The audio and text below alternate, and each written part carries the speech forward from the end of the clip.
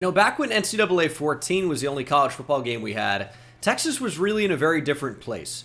They were not back for a while. The 2010s were kind of a brutal time based on what you typically expect with Texas's high standards. 2005 national champions, should have been national champions again in 2009, but Colt McCoy unfortunately got injured. But we're not going to dwell on the coulda, woulda, shoulda. So why is my title Rebuilding the Texas Longhorns or something comparable? They're rebuilt. Steve Sarkisian's done a tremendous job. And really what it boils down to is that this is my childhood team. I grew up a Texas Longhorns fan. So much of my family went to Texas. I was a Texas fan from early. And then, of course, when you have a superstar player like Vince Young, how do you not fall in love with the team even more? However, after the 2000s, it became kind of rough. After that 2009 season, Texas was really up and down. They went through kind of a revolving door of coaches. Mac Brown kind of struggled near the end there, but Charlie Strong, Tom Herman, and then finally Steve Sarkisian, who seems to finally have the program back, which I am ecstatic about. I'm kind of shocked Texas is not a 5-star. Like, they're one of the blue bloods of college football, and that's kind of what these 5-stars are. But anyway, I thought it'd be one of the easier ones. Just could be fun to use my team and kind of see what we can do. Try to turn it into a dynasty. And we'll see if we can bring in some monster recruiting classes and really, make this team the best team in college football for sure. Now, one of the things I said I would never do back in the day was, I might be a college freak or football freak. Love the NFL, love the NFL draft, love college football. I'll never get into college recruiting. That's too much. I've been super into recruiting over the past few years. It's been bad. But Texas actually today did land a 5-star receiver in Jamie French to go along with a 5-star receiver in Khalil Lockett. So not going to see any of those guys in this rebuild, unfortunately. We can't import high school players or anything like that. But we'll go over the team briefly. It's a really, really good team. You got Quinn Ewers, of course, a quarterback. We all know who's sitting behind him. It's Arch Manning. And I don't think I've got to hook him in this video yet. We're past due on that. If you look at running back, super disappointing that CJ Baxter is going to be out for the year. Tore his ACL.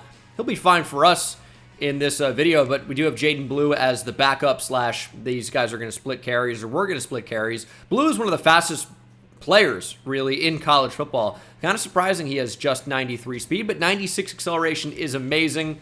So many 5-stars. I think Jarrett Gibson ended up being a high 4-star. But really, really good team. Have done really well in the transfer portal with the addition of real speedster Isaiah Bond. I'm a huge Matthew Golden guy. Brought him in from Houston. I think he has NFL talent. So I'm really excited to see how he gets used. And then, of course, you have either high 4-stars or 5-stars, depending on where you look, like Jonte Cook, Ryan Wingo. This is a stacked group of receivers. Amari Niblack's a transfer from Alabama. The offensive line, led by Kelvin Banks, is really, really solid. There are some questions about what the actual starting 5 is going to look like. Maybe Neto Umeozulu works into that starting 5. Maybe Connor Robertson gets in there. Texas has kind of had a group of guys play, including Cole Hudson, who was awesome before injury. He should honestly be rated even higher. DJ Campbell's a former 5-star. And then I think... Oh, interesting. So, Jaden Chapman and Malik Agbo. Agbo's really almost a jumbo tight end. That is how they use him. But the starting right tackle is actually not even here. So I suppose that Cam Williams did not opt in. So I guess Jaden Chapman's going to start here for us. Trey Moore is a big-time transfer from UTEP. Nope, UTSA. I said it. I'm like, that's not right. And then Colin Simmons is a big-time 5-star. Now, I was shocked. He only has normal dev trait. They actually have made it so you can now edit players, but can you edit dev traits? Normal, I'm not going to change it, but normal feels really stupid. Maybe you can't edit ratings on actual players. I know you can on, auto-generated recruits now.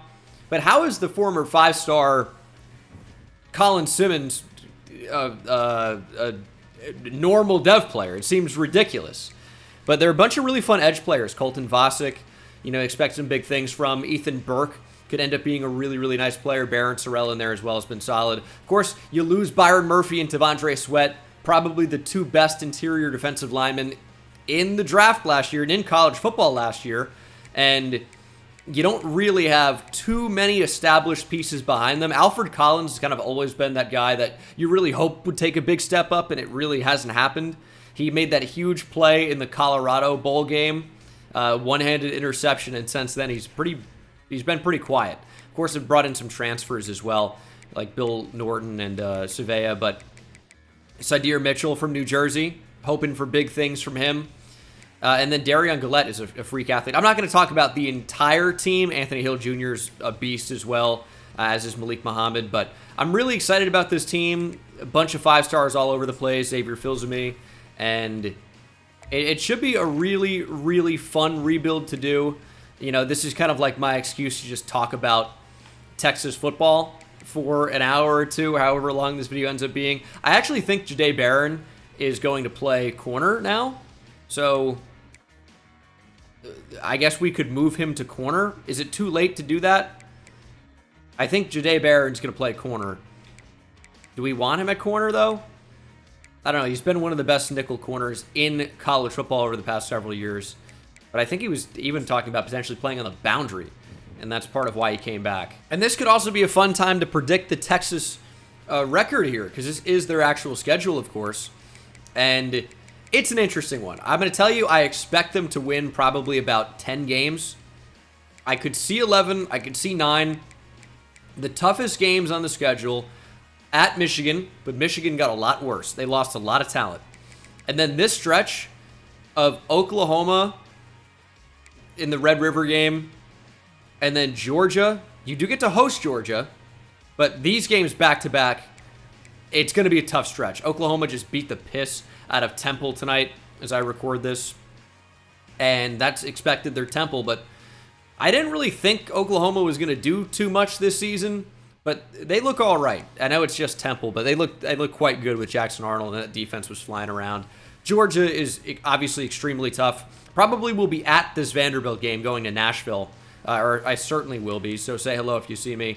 And then I think the A&M game could be tough. I think Arkansas and Kentucky could be tough. But I would say I expect them to win every game except for the Georgia game. And I think they'll probably drop one more to either Arkansas, Kentucky, A&M, or Michigan. Mississippi State could be tough, but I expect them pretty much to win every game. Florida is on a downswing. Georgia, OU, A&M, and I think Arkansas or Kentucky could be some pretty close games. But I think, yeah, 10 wins maybe, 10-2. And that should be good enough to make the playoff, or it will be. If Texas goes 10-2, I don't care if they lose to Colorado State and Louisiana Monroe. They're going to be a playoff team. Rick Cleveland? Okay, we got some pretty good players that want to be here. Of the top 3 players in the entire class, all 3 of them are highly considering going to Texas. That's why this rebuild should be pretty fun, because it should just be kind of easy. Because Texas is kind of like that established powerhouse again.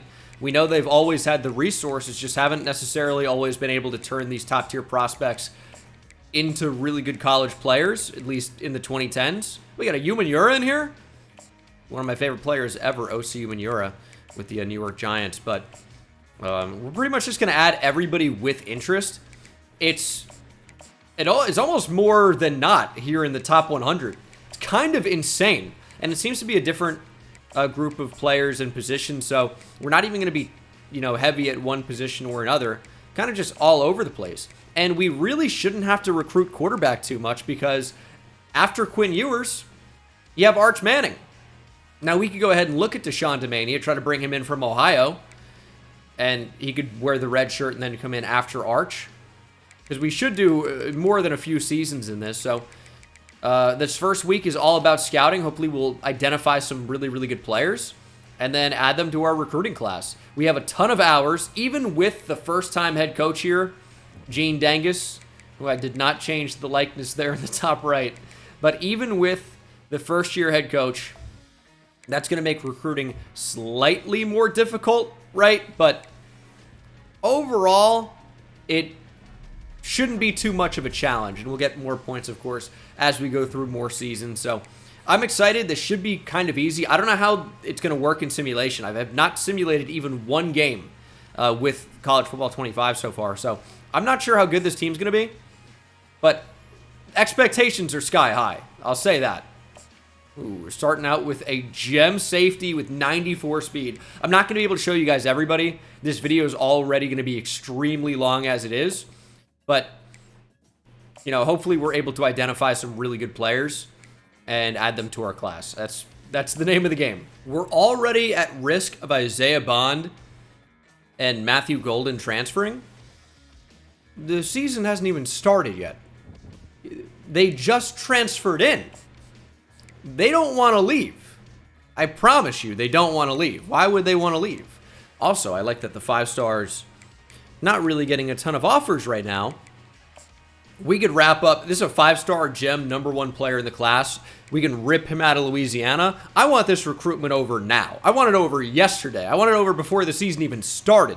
LSU's not even offered this guy a scholarship. We have 900 hours. It's time to win some of these recruitments already.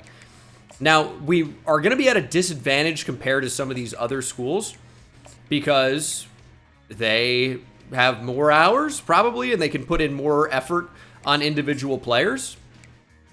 But that being said, we are going to try and obviously get some of the best players in the class. And a lot of the time, that's going to involve putting 50, a full 50 on some of these players. Now, some of our coordinators actually let us add a little bit more than 50, I guess, on defensive line. So that's kind of nice. But as I've said kind of like the whole year so far, the way you want to do recruiting is identify early the players that you really want. It's kind of a shame no real abilities on some of these players. But identify who you want early and try to win these recruitments as quick as possible. That's what you want to do, as quickly as possible, just end them. So do full 50 on a lot of these players, as I had 25 to 2 different ones. It doesn't always work, okay? And the quicker you can get into these different players' top 5, the quicker you can change the way you're pitching them and going from sending the house to actually, as we probably will get locked out on somebody here. No, we're not actually. But the quicker you can go from, you know, using your full 50 to send the house to get into the pitches, which are less expensive. So it's only 40 to hard sell. So the -10 with the advantage of, you know, getting maybe even more of a boost if the interests align. So we're looking pretty good right now. And unlike in the Madden rebuilds, I have to go week by week. I can't just simulate to the midseason mark and hope auto recruiting does a good job. My class will be terrible. Can't really do that at all. So we go week by week. Looks like we're 1-0, beating Colorado State. And I kind of want to jump in already. I kind of do. Take on still ranked Michigan at home, or at home for them, right? I think that'd be kind of a fun matchup. Now, the thing is, we might not need to put the full 50 on Rick Cleveland. I know he's the #1 player in the class. We obviously want him. He's a monster, even though scouting apparently thinks it's 0%. The guy is a monster player. I don't know what his coverage is really going to be. I see 76 zone, but we don't know man coverage. We don't know how good he can possibly be in that area. I just don't like that we're not closing out this recruitment that quickly. LSU has not offered a scholarship yet, but I worry that if they do, we could be in some trouble. So I don't love that. But because some players are already, you know, really down to the wire, we can go ahead and start selling instead of sending the house. So, of course, I've talked about how to recruit a billion times. I keep getting advice on it. I know how to do it. But, you know, you can't always figure it out instantly. Like in the case of Tim Pettis here, like we can make an educated guess about what his best interests are because we see the deal breaker being brand exposure. So we know that if we were to hard sell him, it's going to have brand exposure plus something else. Like it could be potentially TV time. We sell championship contender and playing time. But there might be a combination that includes brand exposure that has something that we don't know about, like this. So it could be to the house as well. It can't be workhorse. It can't be starters. So it's one of these two. So I'm going to gamble that it's CV time because our grades are great in that regard. So we'll put 40 now on Tim Pettis. We could schedule a visit. I do want this recruitment over as soon as possible, but I'll probably just do the 40 for now. Andres Knight likes proximity to home. Again, we could get him in on a visit. We know 2 of 3, so we can pretty much just guess and have a pretty high likelihood of being correct. Not 100%.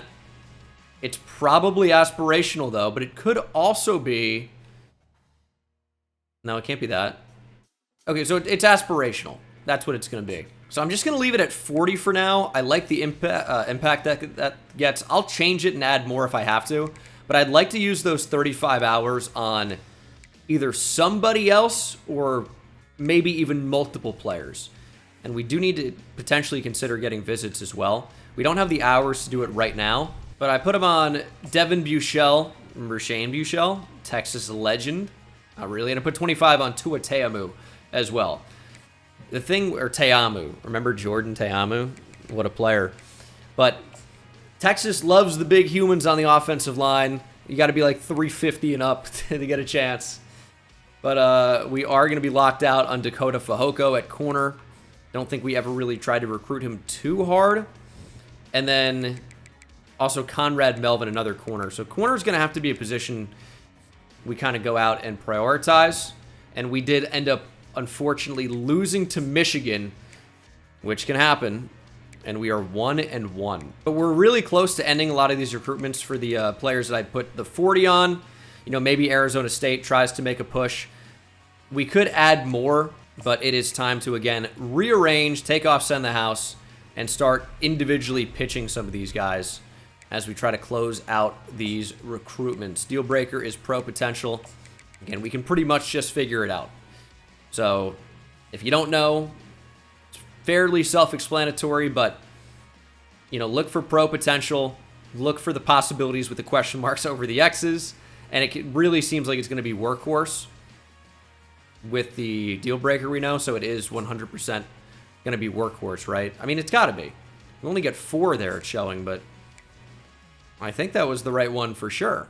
I think it was the only option. We do get our first recruit of the class, though. It is 4-star right tackle from Mesquite, Texas, Andres Knight. I was hoping for a little bit more in there. Probably will give up on Siaki East if I have not already. We're 3-1 so far. Had the loss to Michigan. We knew that could be a potentially tough matchup. I even think, I don't know, all these SEC teams, I see a lot of Texas fans, and I'm an optimistic Texas fan at this point. They tricked me every year for a while, but I'm optimistic. And Texas fans like myself get pretty wrapped up in it. But the SEC is not the Big 12, right? Texas could have a very successful season in the SEC, for sure. But these games are going to be a lot closer. And look at last year, right? Texas probably should have lost to Houston. They got the benefit of a really, really, really bad spot. You can't be in close games with Houston and, oh, we're just going to steamroll A&M and Kentucky. And even the Gators could pose a tough threat, right? Even though they're on a downswing right now, they're still talented, okay? These teams are tough in the SEC, all of them. And Texas fans like myself will remember that Arkansas game, you know, a few years back, where Texas just got bodied by Arkansas. It was that you really saw the difference in the trenches with the SEC talent versus what Texas had going on at the time. They're bigger and better now. I still have some questions about the D-line, but they're tough matchups. They really, really are. And, I mean, we're on the verge of losing some of these recruitments here. Georgia, I don't really like where they are. They have a Week 13 visit. I think if we bring in Lester Blunt, even during the bye week, I think it's going to be worth it. Because this recruitment is coming to a close. But we got to make sure we can win some of these.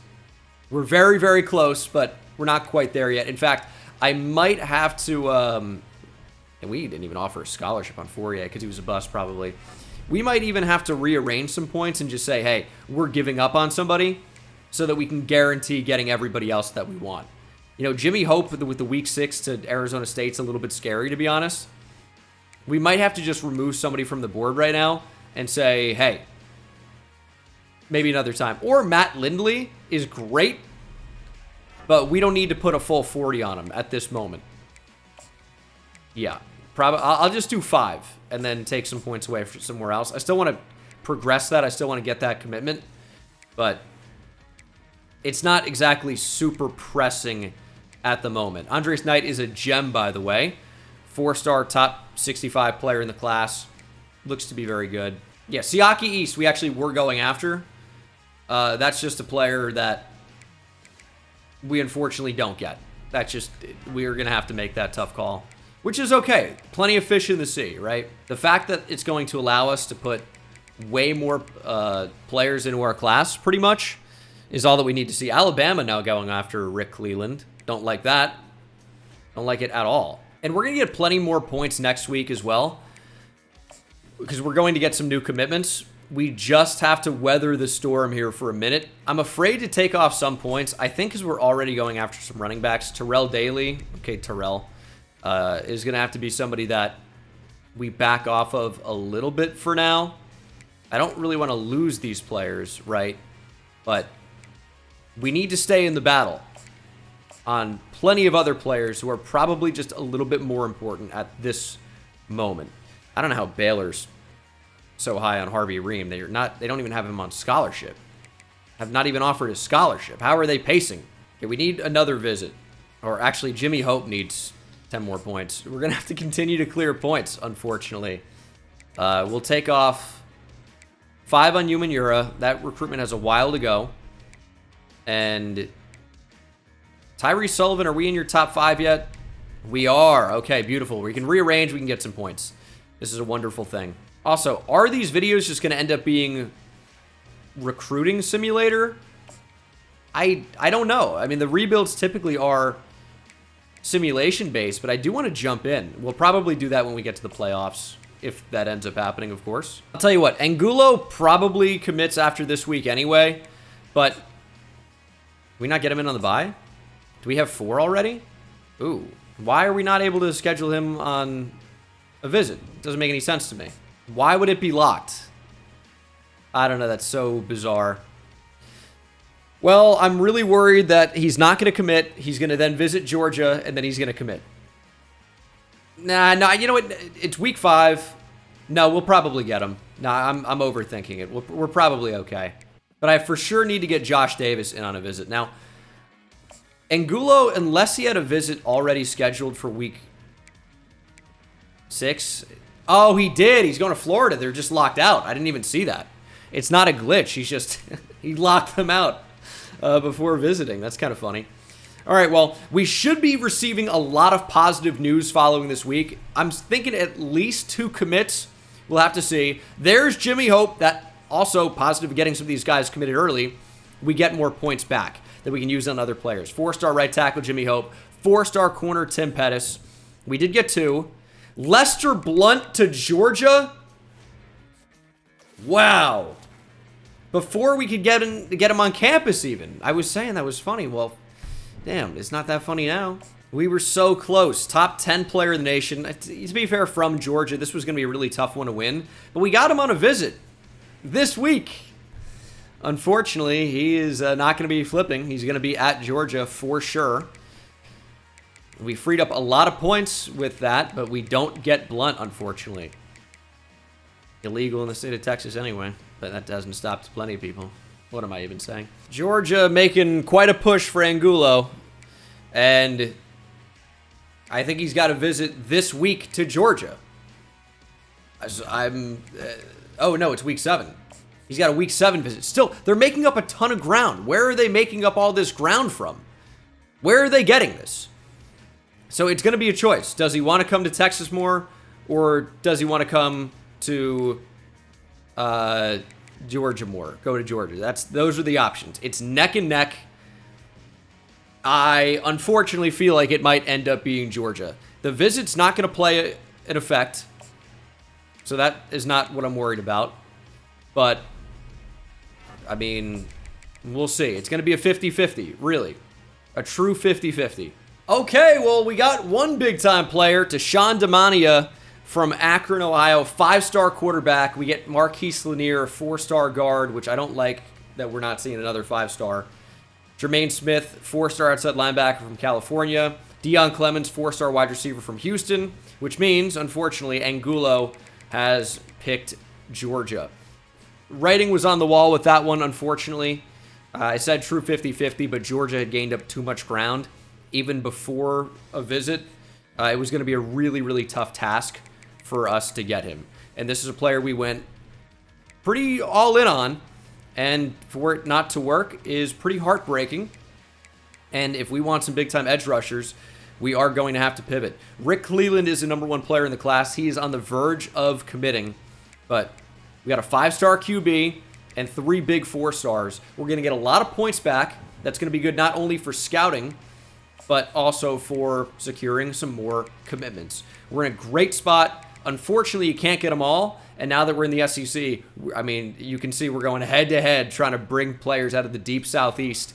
And Georgia is just cleaning up. It's tough. This could be a tough one. 4-1 Texas against 4-1 Oklahoma. Both undefeated in the conference up to this point. And then, of course, Georgia is the next week. This is going to be a big one. Gotta win this game.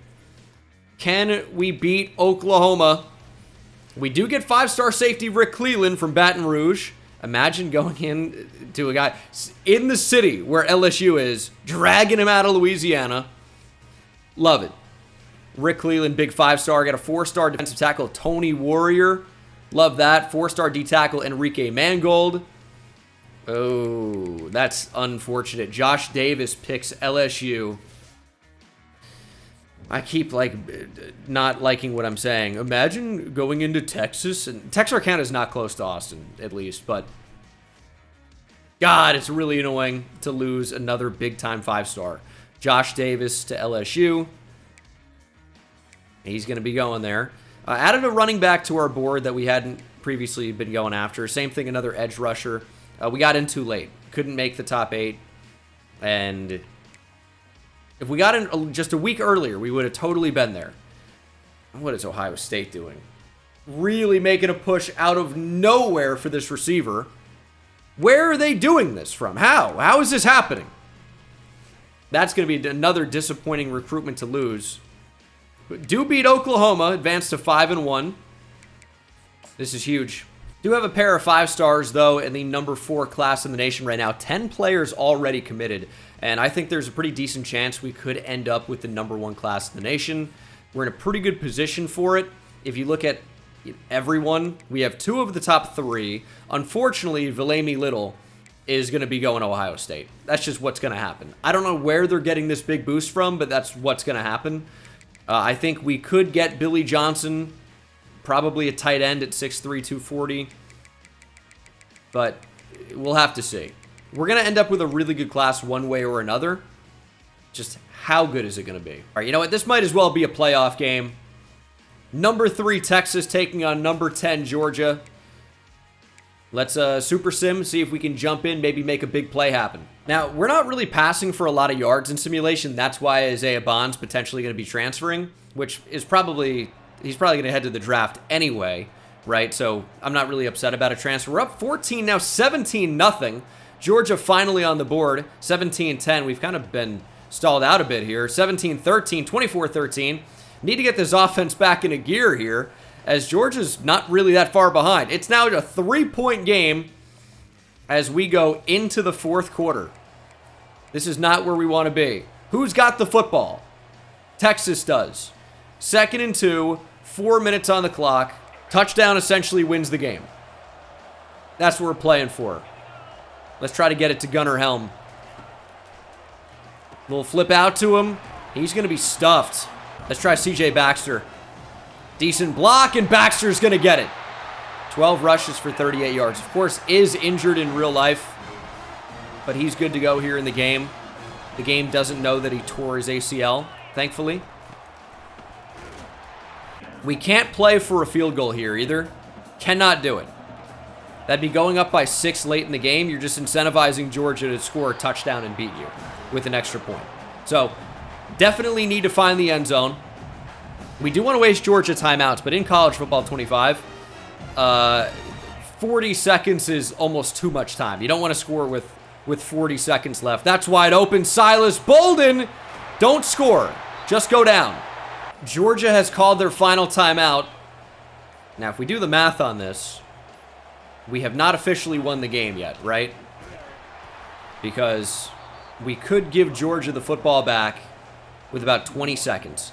Here's my plan. I think we try and go for it. No, okay, no, we're going to take our points. We're going to take our points. In my head, I'm like, okay, Georgia would have to go 90 yards in 20 seconds, but they would only need a field goal, so they wouldn't need to go 90, right? I think going up by 6 in this spot at this stage of the game is probably more valuable. Meter's running so slow, which is nice, but it's a chip shot, and it's Burt Auburn, so I like that. The kick's going to be good. Georgia has 20 seconds. They need a touchdown. One stop, that's all it takes, and that's going to do it. Was that Trey Moore off the edge you got there? I think it was. Georgia's going to try and spike the ball, but, I mean, they're going to need a miracle at this point. 9 seconds is time enough for about one play. And we're blitzing. Jelani McDonald, somebody get there. Quick throw out. All right, they'll get one more play. That's kind of why I like blitzing sometimes in these spots. We still back everybody up and say get way deep, play way over the top. But we also force the football out really, really quickly. And Carson Beck airs it out deep. Malik Muhammad is there, and he intercepts it. Manny Muhammad with the game-clinching pick. And we have beaten number 10 Georgia. We're going to increase weekly recruiting hours for wide receivers and tight ends. That may be able to save us with the recruitment of this big-time wide receiver. I don't think it will, to be honest. But maybe. Maybe. One way or another, we're about to get a lot of points back. Please tell me we can steal this receiver away from Ohio State. Nope. DeAndre Matlock, though. We get one of the best lawyers in the nation, Matlock, out of Zachary, Louisiana. We're doing well in Louisiana. Big-time corner. Get a big-time right guard. 4-star Harvey Ream. But, unfortunately, Valami Little has decided on Ohio State. It sucks. And he likes brand exposure. I don't know what Ohio State would do to potentially, you know, go down below B brand exposure. I don't think it's possible. They're A+ everything. They're 5-1. Yeah, we have no chance for a flip. Sucks. Sucks. We do have Billy Johnson on a Week 11 visit here, and we have more points that we can put on him now. This is one we can win. The motivations here just don't really line up. That's why this has been a tough recruitment overall. Like, this is where you might consider a sway. The only problem with that is that, and it's kind of a big problem, the recruitment is kind of over. So do we have the time for a sway to actually work? And you really need 2 of 3. And I guess we'd be playing to get an A+ over the B+, which is a slight boost. You really need 2 of 3. So getting a C- in there is just not that good. Recruitments keep rolling in, though. Tyree Sullivan's a 4-star left tackle from California. We get Devon Buchel from Toledo, Ohio, 4-star. 4-star running back Terrell Daly from Paradise, Texas. George Ali's a 4-star tackle from Aurora, Colorado. We do unfortunately lose Lamar Bryant to Bama. Never went after him, though, so not really that upset about that one. Locked out on Chip Rink, though. We're in a really good spot overall. I don't know if those offers are new on Amani Umanura. That's definitely a player we want to get. Billy Johnson's a tough one. The playing style gets worse by the day. It really does. We really can't hard sell when we have a D+ in there. Like, it's okay, but it isn't that good. Like, I mean, you can do it, right, if the other grades are good enough, but it's just not especially ideal. We got him in on a Week 11 visit. This is one of those recruitments where I really don't think we're actually going to get him. Matt Lindley's on the verge of committing. Amani Umanura is in a great spot. We have the points right now, so I'll probably just try to get him in on a visit and just guarantee it. That's kind of what I want to do. I want to guarantee commitments. It's the name of the game. So we'll do a little bit of an update here because right now you're just seeing names. It's kind of going in order. We have a quarterback committed. We have a running back committed. We're trying to add another back. Ideally, we would take at least 2 in the class. At wide receiver, we just have one, but we're on the verge of getting a minimum of two. I think I would like to add Steven Liggins to the class. If we can drag him out of Georgia. He is a gem. That would be nice. It is doable, I think. What's his deal breaker? Championship contender. It's really good for us right now. If we go all out, I think we can do it. Now, I'm slightly skeptical about you just choosing a thing and guessing. I don't think we know enough right now for Steven Liggins. So we'll just keep things as is. We will need to add a different tight end. Billy Johnson's going to go to SMU. There's not really anything we can do about it. 4 offensive tackles.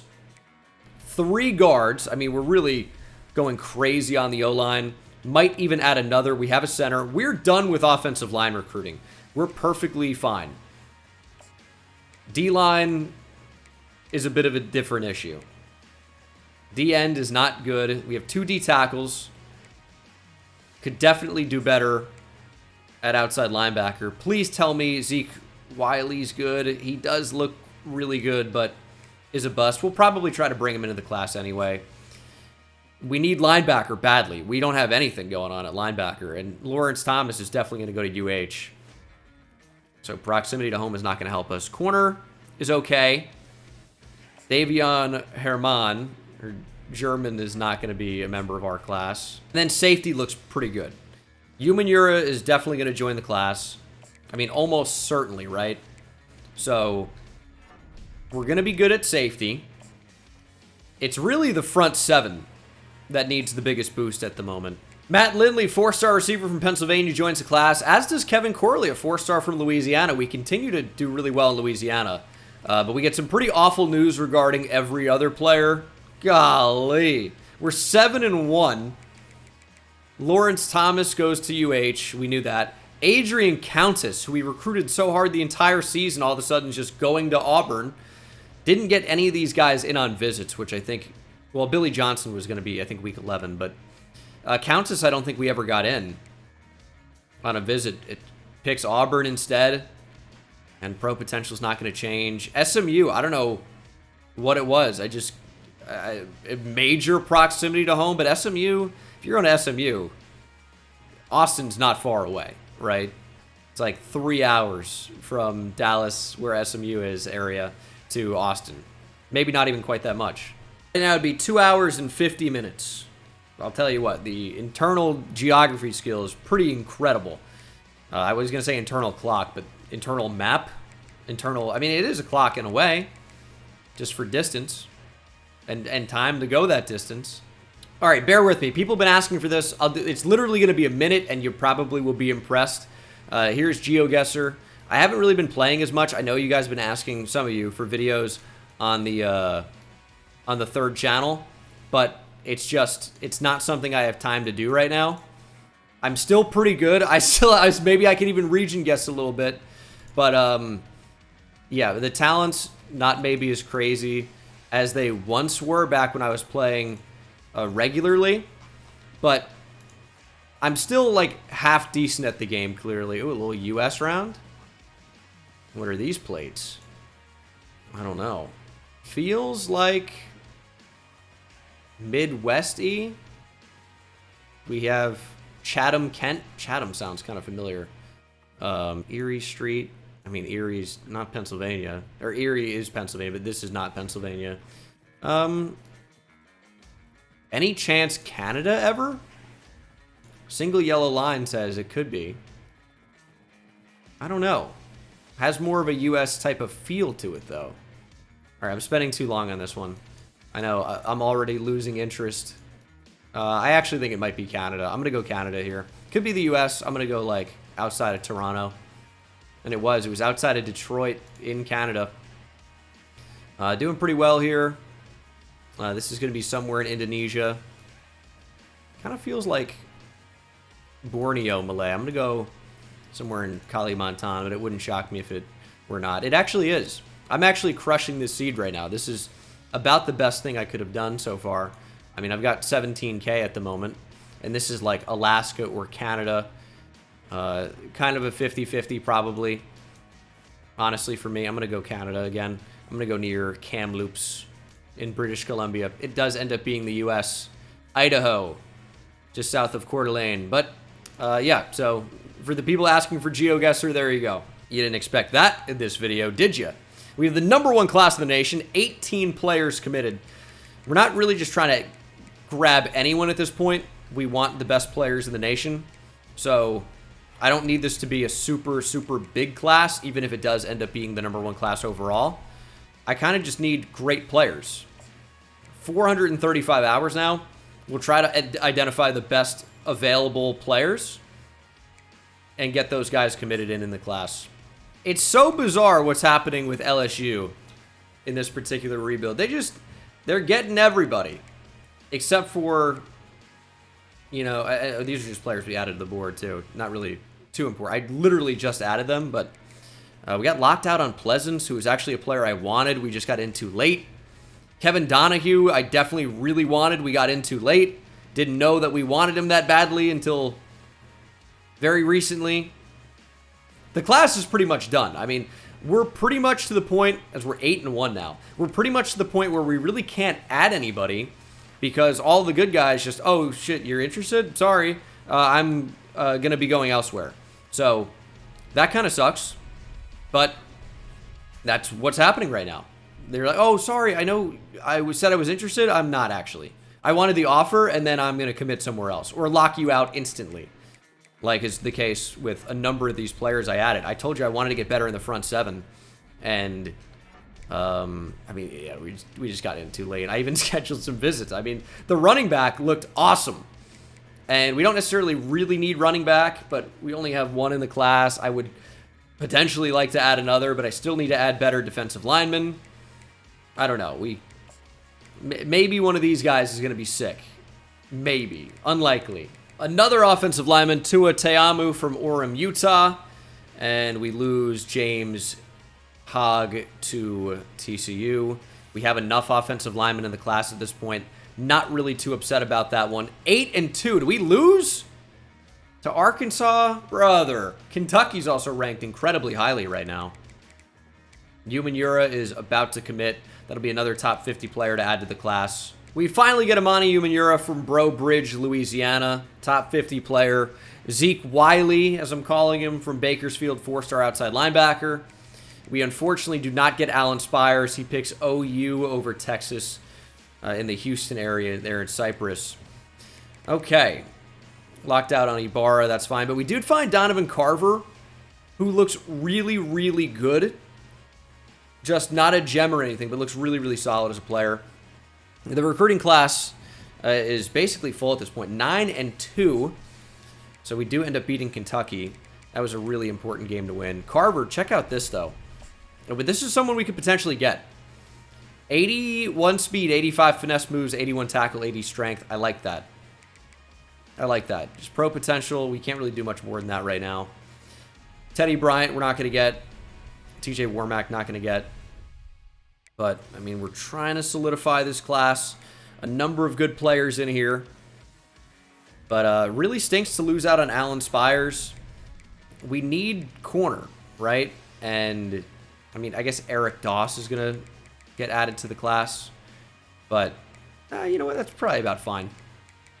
I think we have more hours, but I don't really need to even use them. I think the class is in a really, really awesome spot. We pretty much have everybody that we need. We're not the #1 class anymore. Miami and Georgia have more 5-stars, and we really can't add any more 5-stars. But maybe adding a couple more 4-stars will propel us back to #1. It's a possibility. You get 4-star receiver Steven Liggins finally winning out on a recruitment from a player in Georgia. Ramon Peter, 3-star linebacker from Texas. And the rest of these recruitments are still active. Oregon is running away with Donovan Carver, so we're not going to end up getting him. I'm upset I even mentioned him. And there's just nothing we can do at this point. We can hard sell and guess. I hope he doesn't like proximity to home. That would be incredibly tough. But he's going to. That's almost certainly going to be something he's interested in. Maybe not, but it is, for sure. And we have terrible proximity to home, so all we know is pro potential. It's not great. That one's just not going to happen. And sometimes they don't. That's something we have to live with. Sometimes you can't always get what you want, and that's okay. Oregon, if they come out of nowhere to get Parker Zylstra, I'm going to, I think, be legitimately annoyed, even though we don't even know if he's good. He's not even that good. In fact, you might be doing me a favor. I don't even want him anymore. Yeah, Carver to Oregon, that's fine. I mean, it reminds me of Nevada Dynasty, right, where Oregon would steal everybody we had. We're 9-3, 6-2 in the SEC. That's third in the SEC, which means that we are not a conference championship team, which, I mean, is to be expected, I suppose, which is totally fine, by the way. The SEC is really tough. Mizzou and A&M. Wow. How did they get the bid over us for the conference title game? Doesn't really even make any sense. We beat them head-to-head. No, we didn't. It was the last game of the season. No, we didn't. Okay, never mind. That makes sense then. But it doesn't matter. It really doesn't matter, because as long as you make the CFP, you got a chance, right? So, not going to get as high of a seed as, I guess, Mizzou wins the SEC. But we're in. We will be playing NC State as the current projections go. Let's see if that remains true.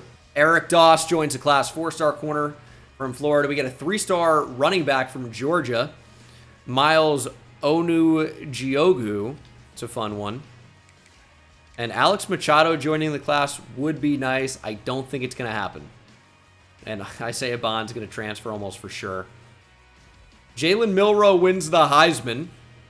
No Quinn Ewers, unfortunately. And we will be playing NC State in the first round of the college football playoff. 12 teams should be really, really interesting. 60 coach points. Okay. If we check out these stats and records, I might end up changing the playbook from Texas. I don't know that it simulates all that well. Quinn Ewers throws for just 2,600 yards, 22 touchdowns to 6 interceptions. Not really throwing the ball or running the ball that well. We don't even have a 1,000-yard rusher. Man, this team does not simulate well on offense. Oh my God. These are terrible numbers. Really, really awful. 10 sacks, though, for Ethan Burke led the way. And you got to remember, this is college football, so fewer games. You're not really going to compare it to what the numbers look like in Madden, clearly. But, I mean, these numbers are absolutely abysmal. We will check out early National Signing Day, though. We can finally see some dev traits. Andres Knight has elite, which is huge on the offensive line. I don't really know that I've ever seen that, or at least not very often. Jimmy Hope with normal impact for Tim Pettis and Tashawn Damania. I was hoping for more for a 5-star quarterback, number 3 player in the nation. Jermaine Smith with impact. Elite for Marquise Lanier, another elite dev offensive lineman. Deion Clemens has elite. Wide receiver star for Rick Cleveland. Impact for Tony Warrior and Enrique Mangold. Normal for Matt Lindley. Impact for Umanura. Impact for Sullivan and Teamu and Buechel. Star for Kevin Corley. Elite for Terrell Daly. Okay. We didn't need a ton of running backs. We got the only one we needed. Oh, he looks like he's going to be insane then. Ali with normal. Matlock normal. Impact for Reem. Elite for Eric Doss is insane. Normal for Zeke Weil. Or Wiley. Impact for Steven Liggins and Ramon Peter. And still trying to get Devontae Bibbs. Onugiogu has star. Carver has star. Unfortunately, did not end up getting him, though, obviously. But, okay. I mean, the 2 running backs we're taking are pretty awesome. Can't obviously do anything else with the recruiting right now. Just wait and watch. We're going to add Devontae Bibbs. We're maybe going to get Noble. We're not going to get Machado. And we might get Colombo if we're lucky. But this is a great class. We're number 3. We're probably going to finish at number 3. The transfer portal maybe could change things. We're going to end up having to cut players, which is fine. But overall, we're doing great. And our coordinators are awesome. I don't really, well, our DC at least. I don't really love the West Virginia pipeline, but Paul Sicaria having elite recruiter is really good for us. So, I'm not really in a rush to fire him. NC State, 84 overall. They always do really, really well in simulation, by the way. Maybe that's a playbook to potentially use. Playbooks do matter a lot in sim. We showed so much of the recruiting here in year 1. I think that's good for year 1, kind of set the table for some of the players that are going to be involved on this team. I don't think I'm going to do as much of that in season 2. I have an early touchdown here. That Post is going to be wide open. Isaiah Bond, touchdown. 007 for 7. It'd be sick if they got his signature celebration in the game. Maybe if he starts going crazy for Texas, which is a high likelihood of happening, I think. Big possibility. But that would be pretty cool. Bond could become a superstar with Texas. Can we get that in there? I mean, almost certainly not. What am I thinking? They're just going to let us run the ball on 4th and 3. There's nobody in the box. I mean, I don't know how you possibly thought you would stop a run if we decided to do that. It was 3 yards. If it was 4th and 7, 4th and 5 even, it's not really a concern, but I don't know. 4th and 3, you just don't have anybody in to stop a potential run at all. Matthew Golden, touchdown. The UH transfer comes up clutch. And now it's 2 touchdowns by 2 transfer receivers, and that's going to be probably a trend for the Texas offense in 2024 with Silas Bolden being a transfer from Oregon State, with Matthew Golden being a transfer from Houston, and I hope he just doesn't end up being a return man. Same thing with Bolden. I want those guys to play and play well, and of course Isaiah Bond from Alabama. But you got some really good young receivers, Jonte Cook and Ryan Wingo. Cook a sophomore, Wingo a true freshman.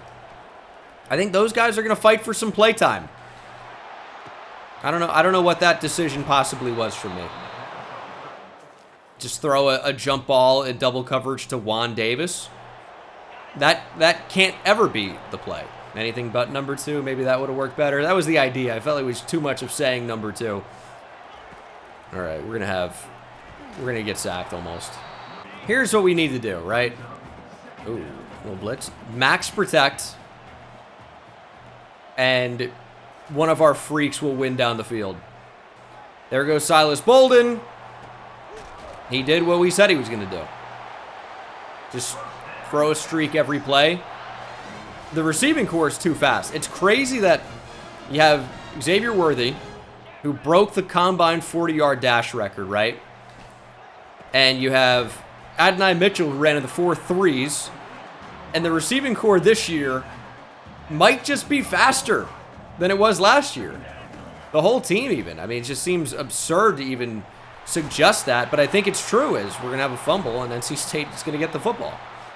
Could have put the game away in the first half, and now that's not what happening. It's not what's happening at all. 35-21, 4th and 1. I don't know the matchups here in man coverage. It's a screen! Is that Anthony Smith making the play? It's a huge play to stop NC State from getting the first down. It's 3rd and 7. We can really put the game away with a first down.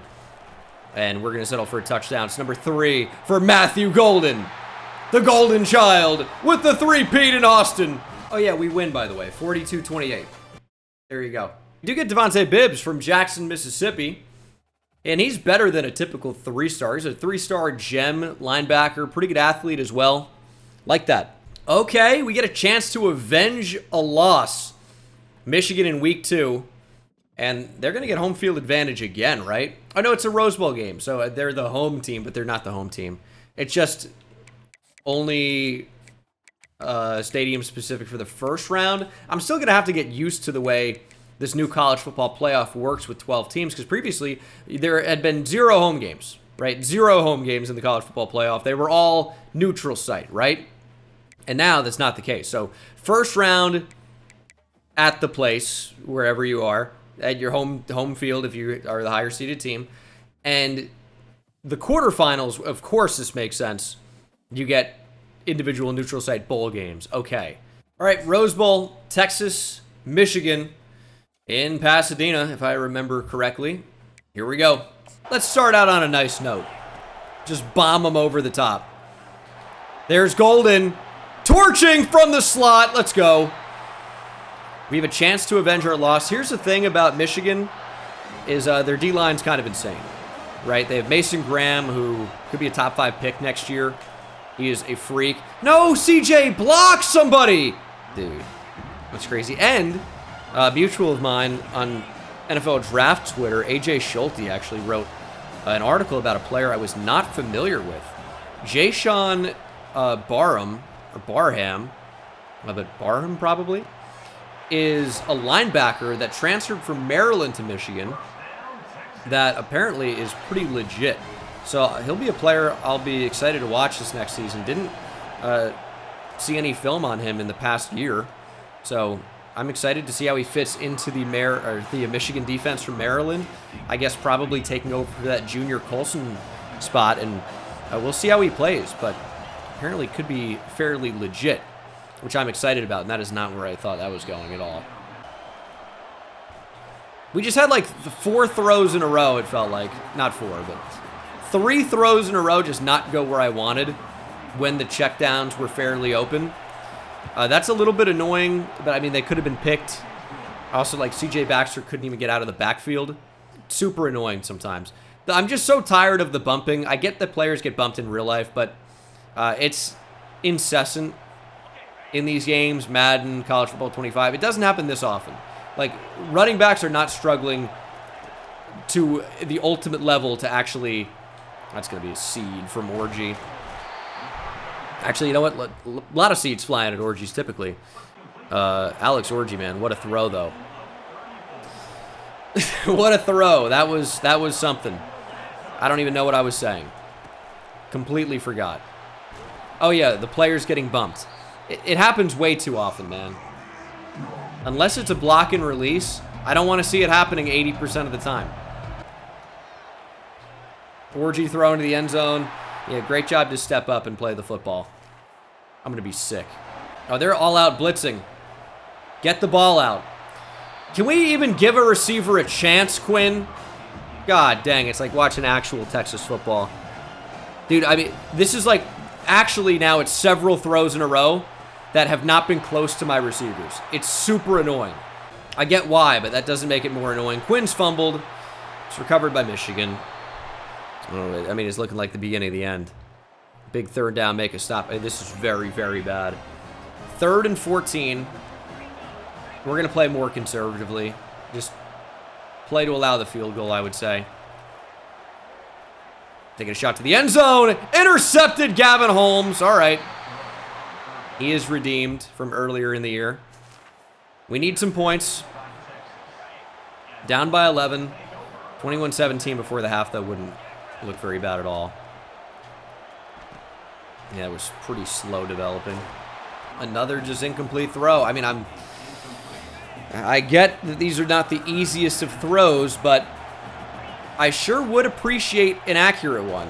Oh, he was on a streak. I saw why. I thought he was going to be on a crossing route. The different slot receiver was on the cross. Oh, God, dude, that's a touchdown.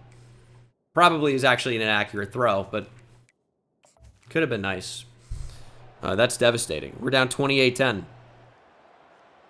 28-17. I mean, there actually might be a chance. 5 minutes to play. That ball really is going to float up there. And challenging Will Johnson is just not generally a good idea anyway. He's one of the best players in college football. I would say, in my head, I'm going to say certainly the best corner. Matthew Golden. They're going to call it a touchdown. Travis Hunter's also really good, but he's like really good because he does all these different things, not just corner. Morrison from Notre Dame's quite good as well. In fact, there's actually a corner from ECU I need to watch that apparently is getting a lot of hype right now. I can't even remember his name at the moment. They're going to bring this back, though. It's going to be 1st and goal on the 1. I'd love to snap the ball. I'm only spamming snap. Okay. Touchdown there's big. It gives us a chance. Still like a decent amount of time left. And the reason we go for 2 is to make it, of course, a field goal game. I don't like this formation. I don't like this play. We can't burn a timeout on it. And that wasn't good. Oh, that's unfortunate. Michigan scored basically immediately. In a bad spot again. 3 minutes to play. There's Amari Niblack. I see the receivers. I'm just afraid to try and throw it really quickly because it's never thrown quite as quickly as I want. Never. And then it just leads to being led into somebody and then it's picked. But I'll tell you, the jump off the line for these receivers with elite speed is insane. It's almost too quick to even do anything with. There's Isaiah Bond. Touchdown. We need to get back on offense. I would love for our defense to be capable of getting a stop. And we actually have. All right. This is the moment you dream of. 2-minute offense to knock off #1 Michigan and advance to the college football playoff semifinal. We need a touchdown. And we can still run the ball against this as well. Okay, maybe not. We would have been able to, provided we got any blocking. Kenneth Grant's another really good player on this D-line. We're going to run the ball at them again.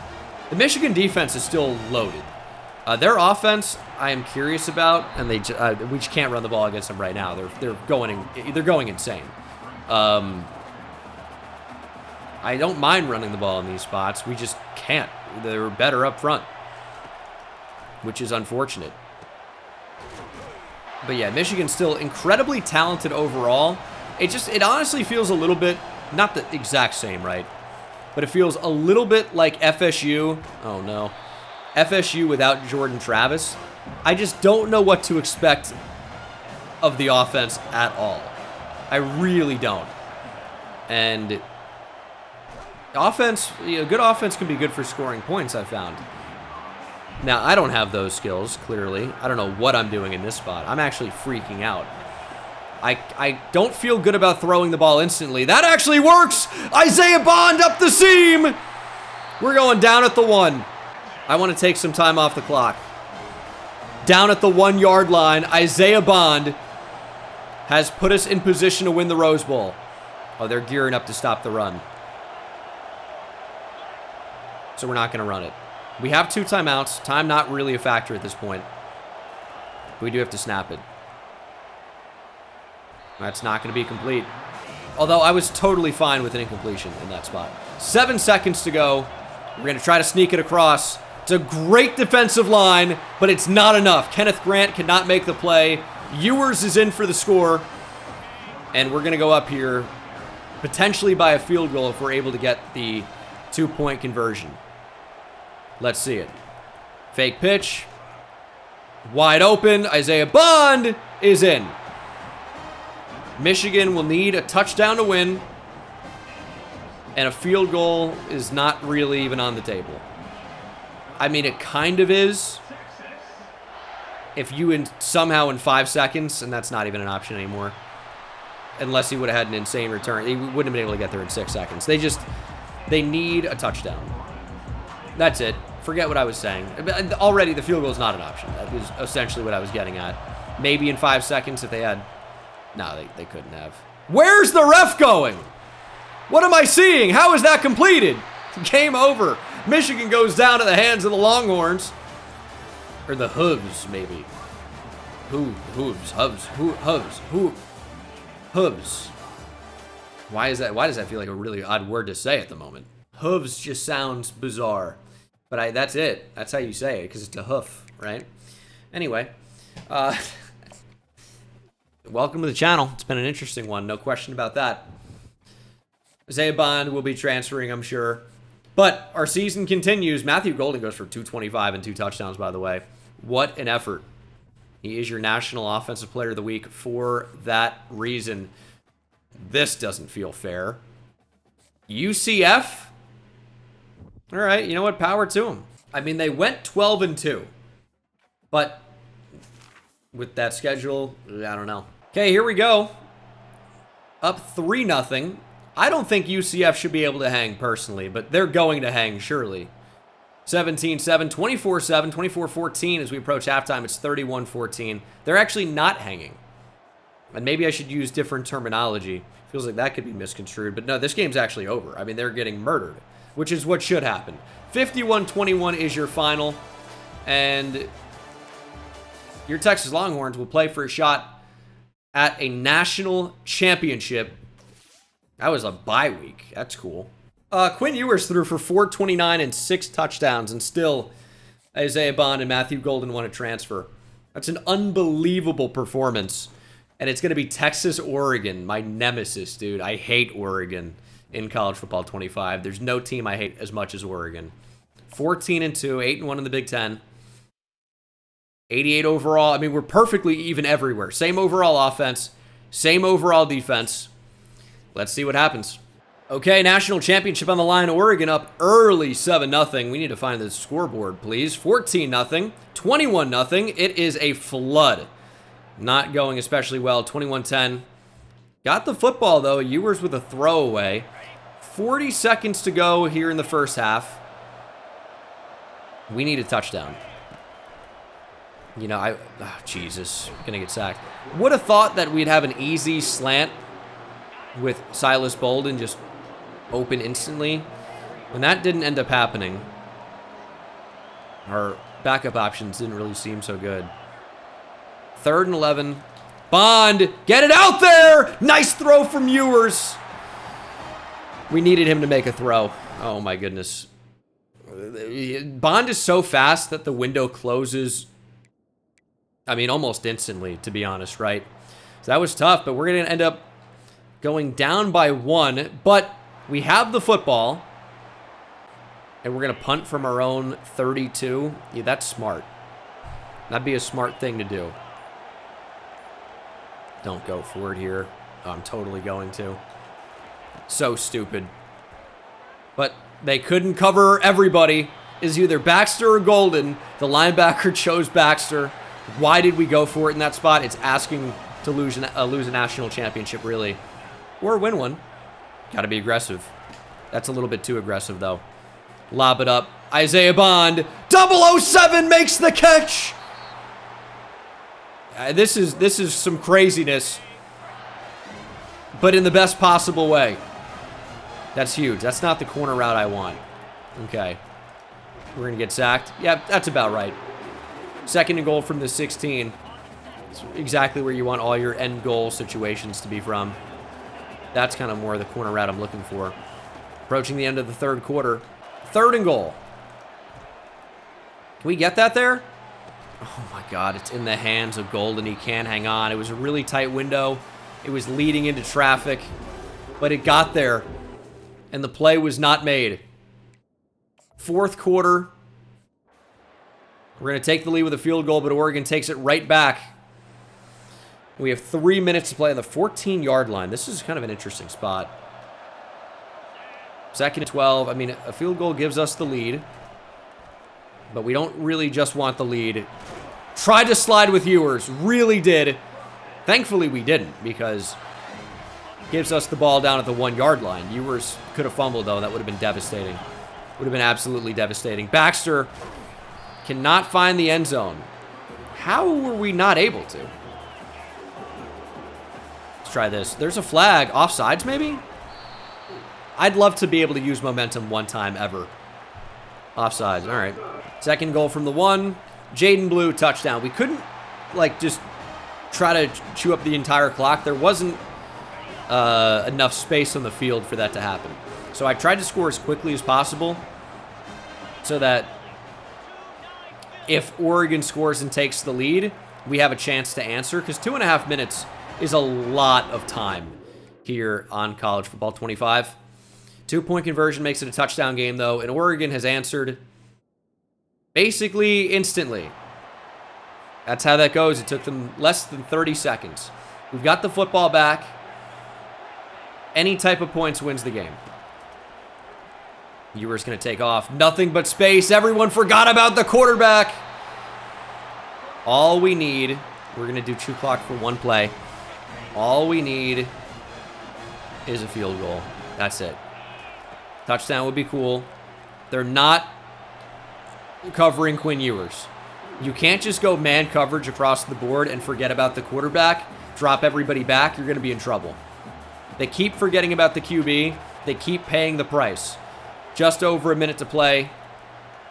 Now they have like a spy out there, and the lob there is brutal. I gotta just start ripping it with Quinn Ewers, but then I worry that we're going to get like inaccurate passes for holding it down for too long. There's CJ Baxter. A lot of space. Broken tackles. Are they going for the football? They've got to be, right? They got to be going for the strip. We got to be really careful. In fact, we are going conservative. Oregon calling timeouts to try and get the football back. but they're in a really, really awful spot. I mean, they couldn't be in a worse spot for timeouts, field position, everything. We can really just line it up and win a national championship, and that's what we're going to try to do. Oregon has called their final timeout. Baxter up the middle. Oregon really just needed to let us score there. But we are inside 40 seconds. We can kick a chip shot field goal and win a national championship. We're about as lined up as we could be. Here we go. Bert Auburn has 90+ accuracy. The meter is moving so slowly. But we're going to wait the 20 seconds and then kick it right through the uprights. 34-31 will be your final. The Texas Longhorns, for the first time since 2005, will be national champions. Bert Auburn, wearing the burnt orange, has kicked Texas to a national championship. There's the squib, and there is the game. He got a little bit of space there on that return. I didn't think we would kick it in that quickly, but the Texas Longhorns are your 2024 college football playoff national champions. Oregon going home sad. Quinn Ewers, Arch Manning, involved in the national championship. He's on the team. He'll get credit. The Longhorns are your national champions. Coach Dangus there did not change the likeness. So he just looks like the default, what is his name? Always Be Recruiting, or Always Be Recruiting, excuse me. National champions, though, can only go down from here. Unfortunately, that's kind of how that works. It's a beautiful sight, though. You have won the college football playoff national championship. And I would imagine our staff is going to stay together here. Although eventually, if you do too well, they just leave when their contracts are up. I don't really know if there are re-sign opportunities, unfortunately. That would be nice, though. Isaiah Bond and Matthew Golden could definitely transfer out, and there's not really going to be much we can do about it. But winning a national championship here in year one was all I really wanted to do anyway. No, what a game for Jordan Birch. You were great, dude.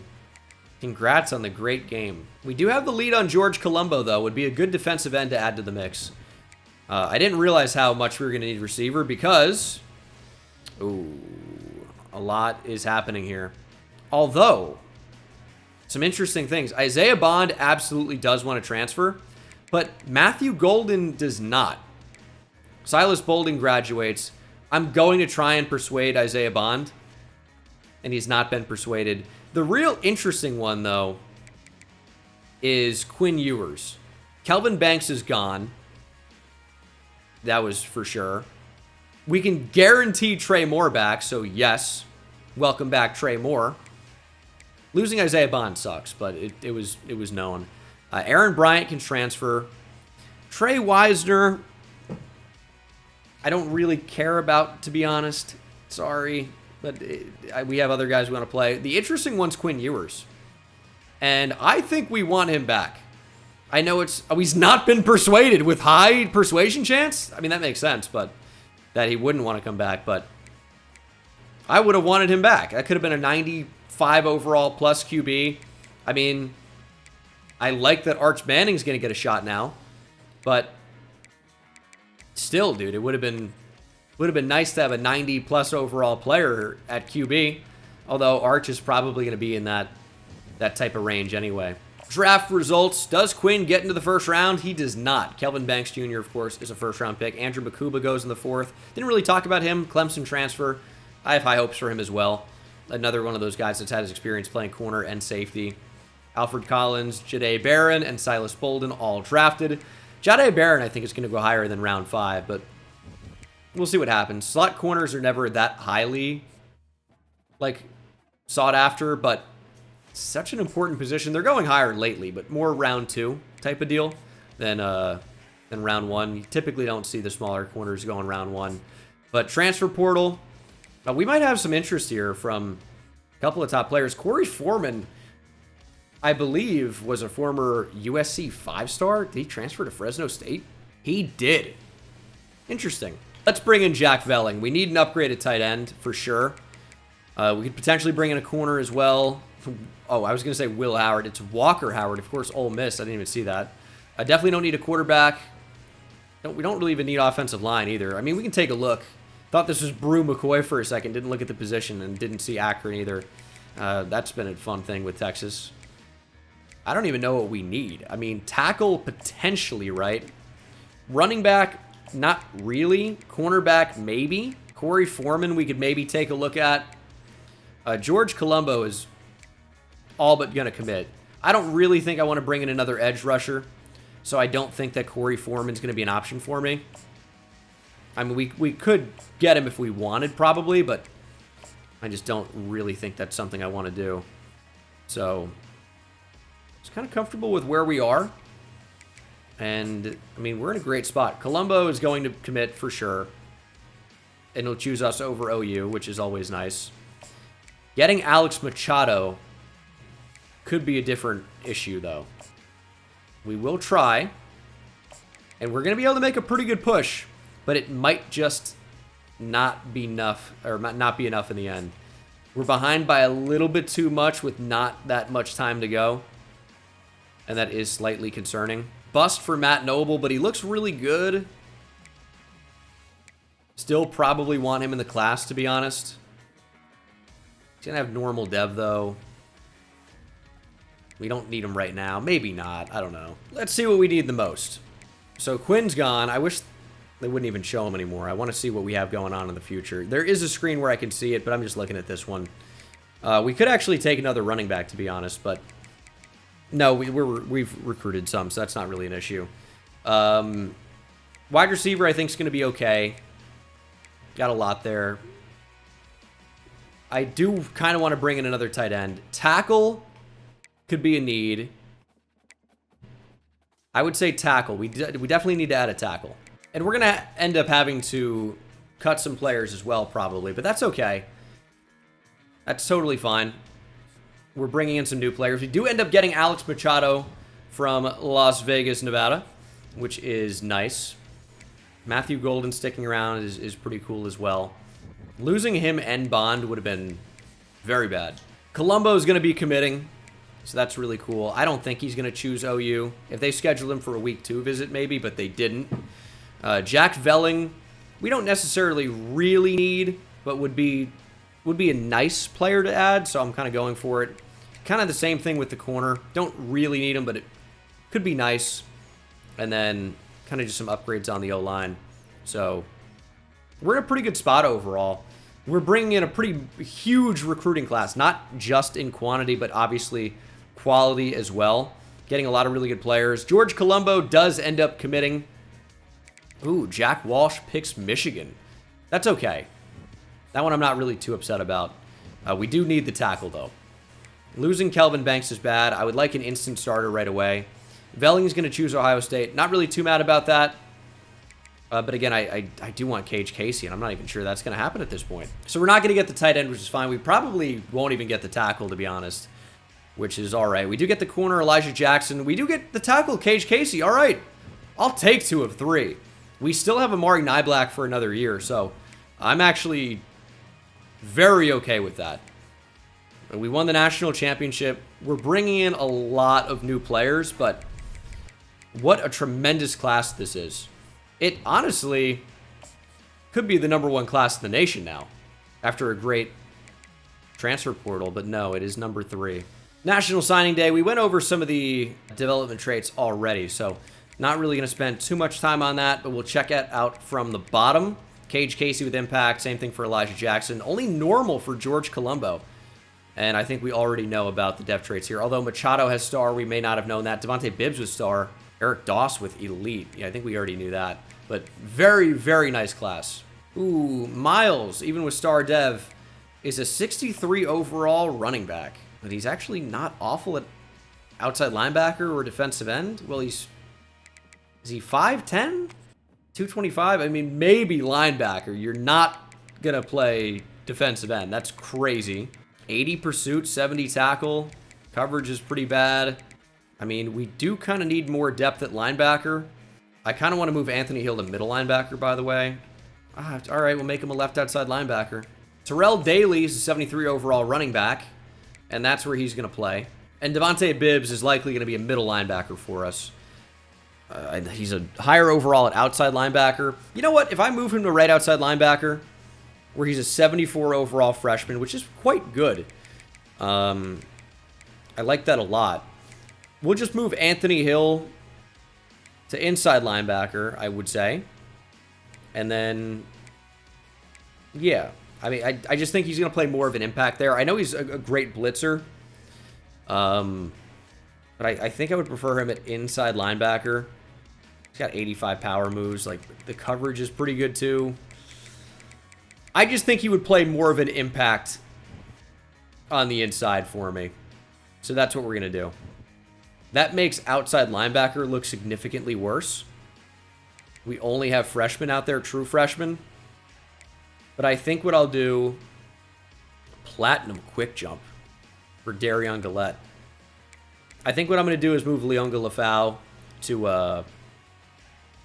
outside linebacker, where he'll get a boost. So it's an interesting bunch of things we just did, but I just think the inside linebacker is going to play more of an impact for me, and that's kind of what I'm looking for. Damani is a 78 overall as a freshman. Like to see that. Some decent ratings for the freshman receivers as well.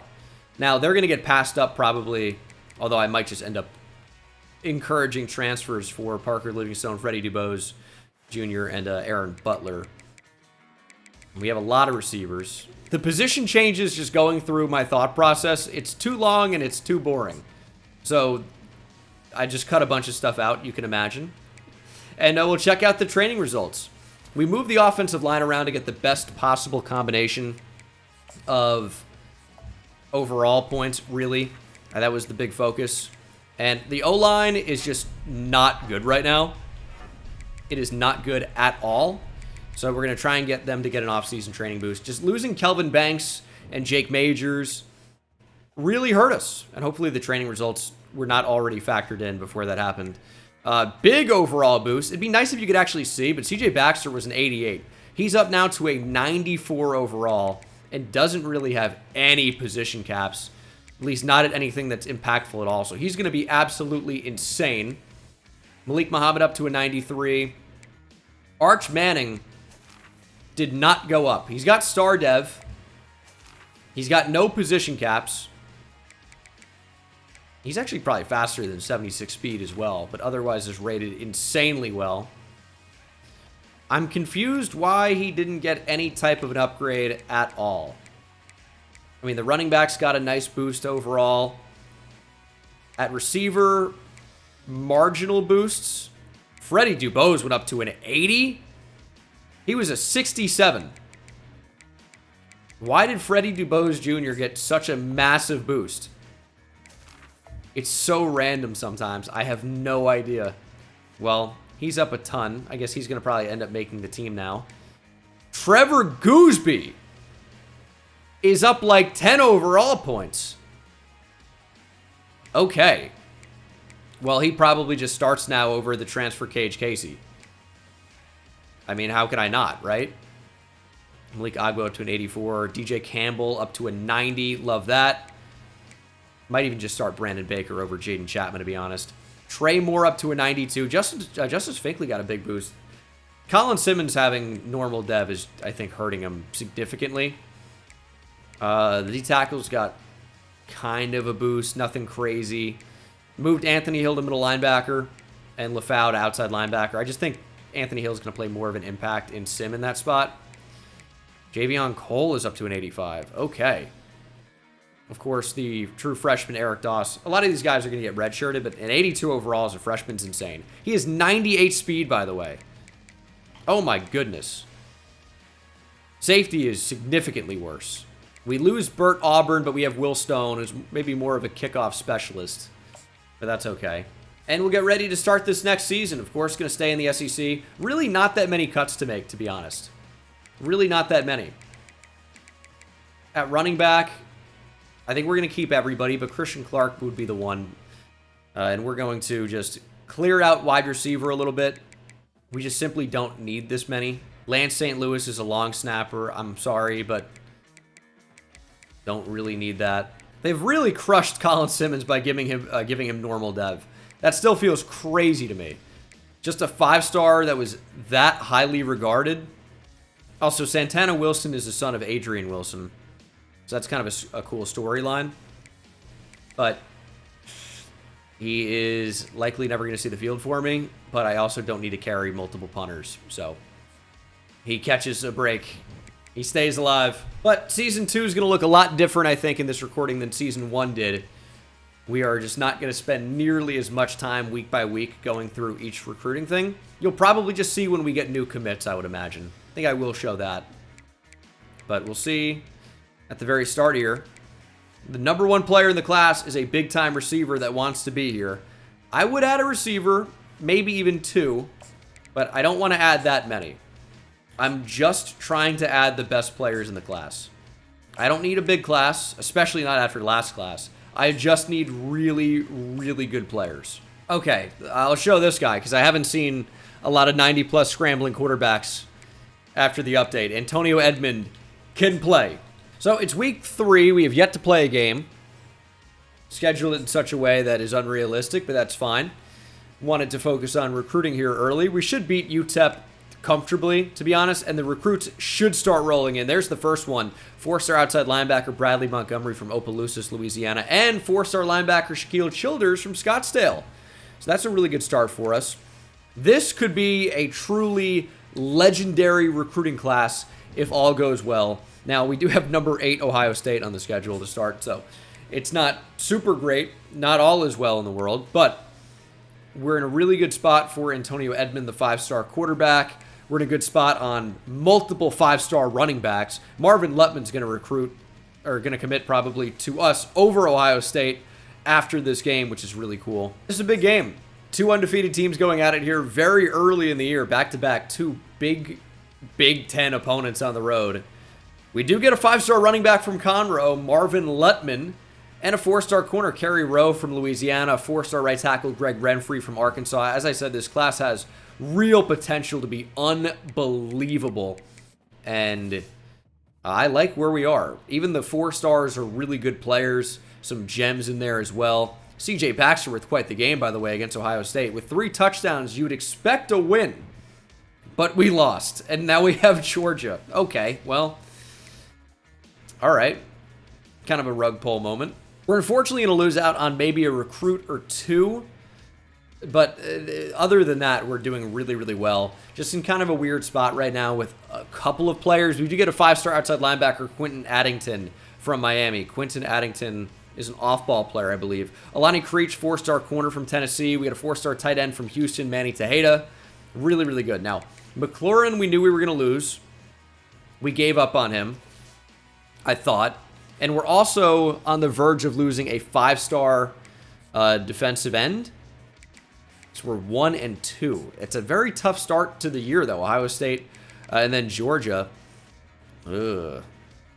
Oregon making a push for Marshall Searcy. The problem is that we don't have a visit ready to go. We can't really do it, but we can soft sell.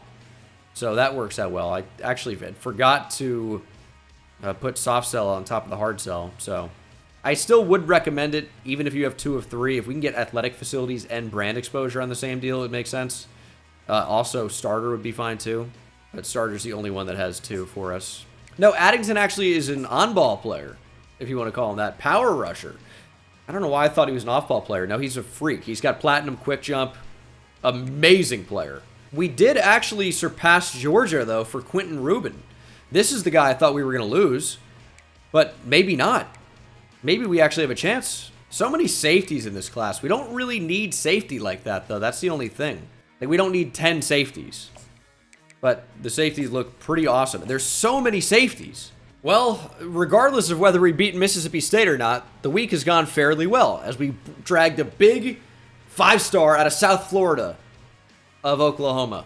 It's like Miami of Ohio. I guess there's a Miami of Oklahoma. But Antonio Edmond is insane. We also get a 4-star left tackle, Isaac Shermer. And yeah, Quentin Rubin ends up picking Georgia. Yeah, I mean, thought that was going to happen and thought it wasn't going to happen, and then it did happen. So we're 2-2. Do manage to beat Mississippi State. And then we'll get Oklahoma in the Red River shootout. That's a tough one. Check out this battle. Oh my goodness. I wish we would have scheduled a visit with Brian Parkey, but unfortunately, it's not going to be an option. Clemson could just get him, which would suck. But I think one way or another, after this week, we will add at least 2 5-stars to the class. And then maybe a couple of 4-stars as well. So we are in business right now. In terms of top classes, I mean, Miami's landed 14 5-stars, so they're ahead of us right now. But we have 3 5-stars. Or sorry, did I say 5 stars? 14 4-stars. We've landed 3 5-stars, 7 4-stars, and I don't even know if we're going to take a 3-star in this class. Probably not, unless we find like a super gem, which is a possibility. But I really would like to beat Oklahoma in this one. Really would like to. And we'll see if that ends up happening. This is a really important game. We do get the 5-star running back, Dominic Dar from Tennessee, and the 4-star defensive tackle, Dominic Terrell from Mission Viejo, California. 4-star linebacker, Ramon Poole from Texarkana, Texas. 4-star receiver, Jamar Hicks. Why am I not seeing multiple 5-stars? Brian Parkey is not even the one I was talking about. It's so close. Neck and neck with Clemson. We had the same situation last year, like a true 50-50 for Georgia, as we do end up advancing to 3-2. But this is a tight battle. Cersei picked Oregon. How? That was the one who I absolutely expected to commit. What happened? Where did Oregon come from? I hate this team. No way, dude. He's pretty good, too. Top 10 player in the class. I was so shocked when he didn't commit. I mean, I would be very happy with Brian Parkey if we can get him, but I don't even know that that's going to happen. It's so close. I have no idea how Oregon just sniped us. That's absolutely insane. Our class is honestly, like, almost done, which sounds crazy, but we have 4 5-stars, 10 4-stars, and we're on the verge of getting a lot more right now. Getting Brian Parkey would be huge. Again, it's kind of like a 50-50. The visit is not even going to play a factor at this point. Is there anything I can do to boost defensive line recruiting? I think I already have bought that tier, so yeah, nothing we can really do. It's just it either happens or it doesn't. We really can't afford to keep losing games, though. I know the 2 that we lost were really, really tough matchups, but it'd be extremely tough to keep losing games overall and still be college football playoff eligible. We do land the 5-star Brian Parkey from Mobile, Alabama, though. That is an incredible get to the class because I was really not sure about that one. In the end, Alabama made a big run, so did Clemson, but we steal his services, and it looks like we definitely lost. So that's not great. 3-3, unranked, and the season could really begin to unravel now. It really, really could. The class is amazing. If only we could use them on our team right now. Maybe we wouldn't lose so many games. But we're gonna bring in one of the best classes for sure, which is obvious. But what I'm saying is we could, not recruit another player and still land like maybe the best class that there is. So I'm totally fine with that, obviously. And another 5-star, Andre Kamalu from Lubbock, Texas, a wide receiver. And no bad news other than being locked out on Deontay Cashman, who I never even got a chance to scout. So I'm sure we lost out on the best player in the class there. We're 4-3, back to being ranked, but on the edge of it, right? So no guarantees that we're going to make the college football playoff this year. We really should start winning, I would say. And I am kind of curious if Deontay Cashman's even good, but we'll never know. And Oscar Ibrahim ends up committing a 5-star free safety from Michigan. So we do land a 5-star safety in this class, as well as a 4-star gem, Shaquille Lawrence from Plano. Nate Irvin's a 4-star center from Washington. We had a 4-star safety, Ryland Blue from Baton Rouge. So we're doing quite well. And this receiver, I got to show you, looks to be a freak. We're back up to A+ championship contender. Because we are now, and look at Arch Manning, 355 yards passing, 5 touchdowns. Love to see it. We're back to 5-3, ranked in the top 15. There we go. But look at this receiver, who we're, almost certainly going to get now. No one's even offered him a scholarship.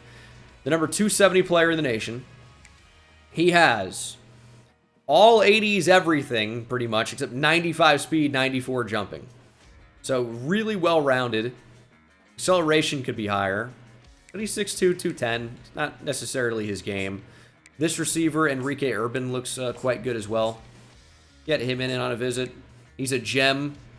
Also really well-rounded with very good speed. Do we lose to Oregon State, dude? Are you kidding me? That's a pretty egregious loss, I would say. Losing to Oregon State has canceled the season loss.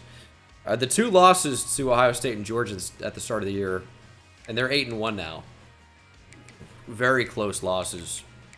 Florida was not so much. Oregon State by a field goal. That's the type of game that can end your season. We are lucky it was out of conference. We are lucky we played number 8 Virginia Tech and number 10 Texas A&M. Very lucky about those being on the schedule because it gives us a path to really get back with good standings with the College Football Playoff Committee here. If you look in the SEC here, we're number 2 in the conference. We're actually in a great position. We just need to win out. That's it. We control our own fate, control our own destiny. It's a great place to be. Our class is unbelievable, incredible. 7 5-stars is awesome. I'm kind of disappointed we lost out on Deshaun Ogden. And we're probably not going to get Lane Wigman either. But we should get Antoine Kuma. Should get Cassius Lashley as a blocking tight end. We should get Quentin Presley if we want, which I think we will. We do get another commitment. 4-star corner Kevin Morales from Indiana. And 4-star corner Antoine Kuma from Louisiana. And 4-star tight end Cassius Lashley from Friendswood, Texas. And we lose out on Jonathan Elam. He picks Colorado. We knew we were going to lose out on the center. That's not great. Did we lose again? No way. 5-5? How? Look at the team overall. It's got to be 90 plus, surely, right? 91. We're going to lose to Virginia Tech. Should I have jumped into that game? Is that a joke? Now, it's an out-of-conference game, so, again, it's not the end of the world if we're going to beat Vanderbilt, right? We get a 4-star safety from Baton Rouge, Quentin Presley, and a 4-star wide receiver, Enrique Urban from Manville, Texas. So that's nice. I think those are the last players on our board. We're number 43 right now, right?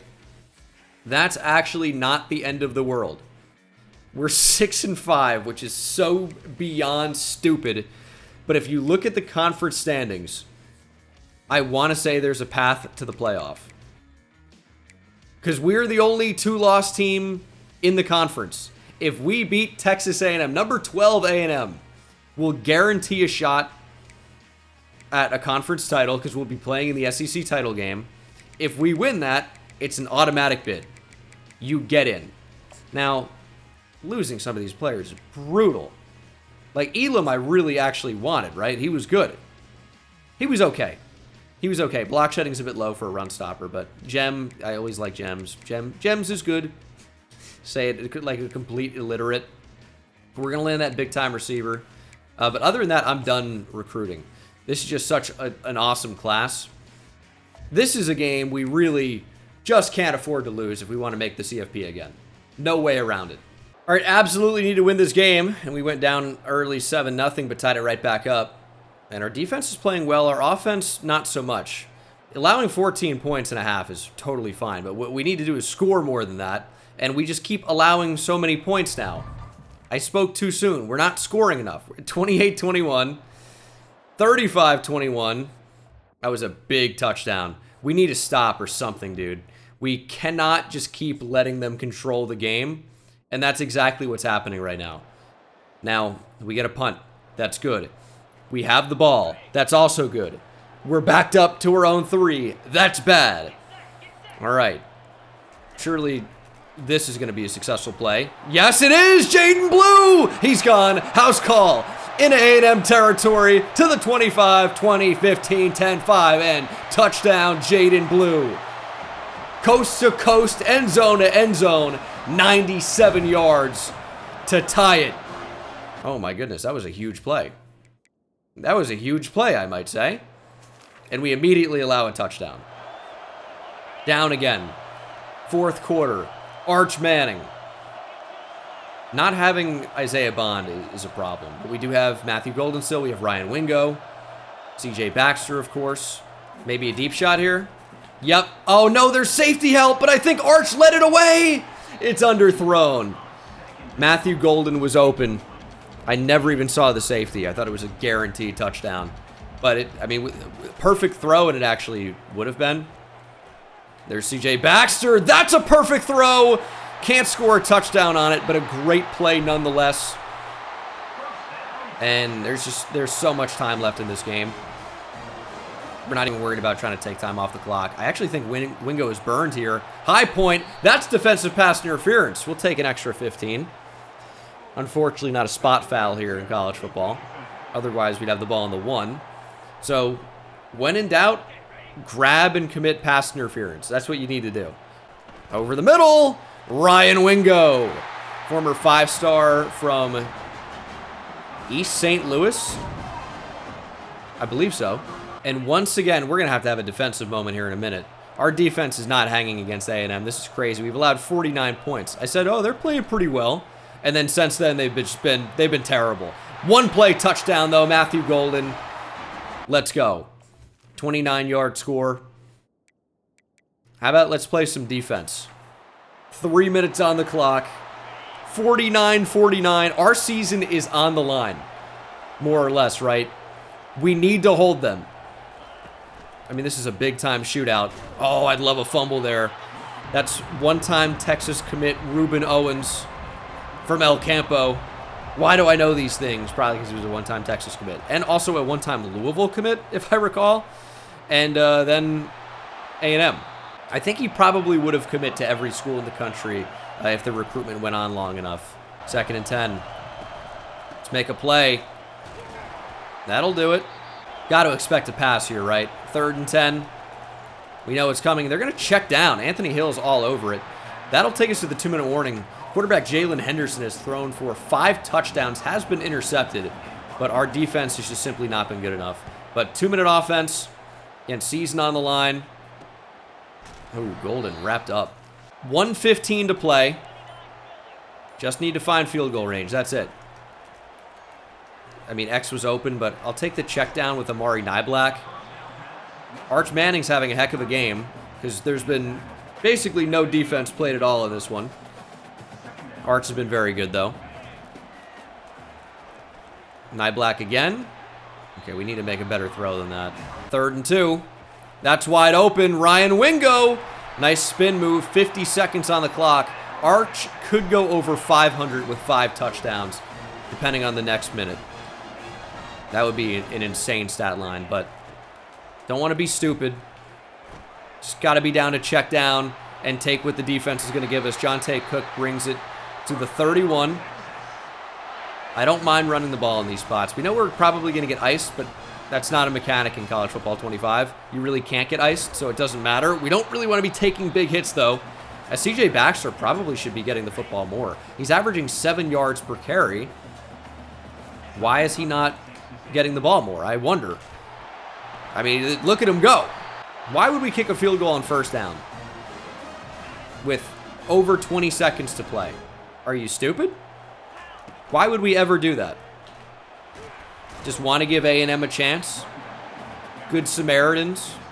It's not even good sportsmanship. That's just playing to lose. About 10 seconds to play here. Got a good block from Jaden Blue. CJ Baxter going to bring us down to the 1. And we might just snap the ball here. Up the middle. Jaden Blue. Going to be stopped, and we'll call a timeout. That got a little bit close, right? Wrong. It was all calculated. That's the game-winning field goal. We're going to upset number 12, Texas A&M. Big-time rivalry win as well. Our defense really did not play very well. But we advanced to 6-2 in the conference, which is good enough for a conference championship berth. which we didn't even get a chance to play for last year in a much better season. 7-5 and likely making the college football playoff is insane. I totally get that, but I mean that's what we're looking at right here. The SEC beat each other up. We do get the big time 4-star from Glen St. Mary, Florida, Mo Iyegbuniwe. Sure he is. That's close enough, right?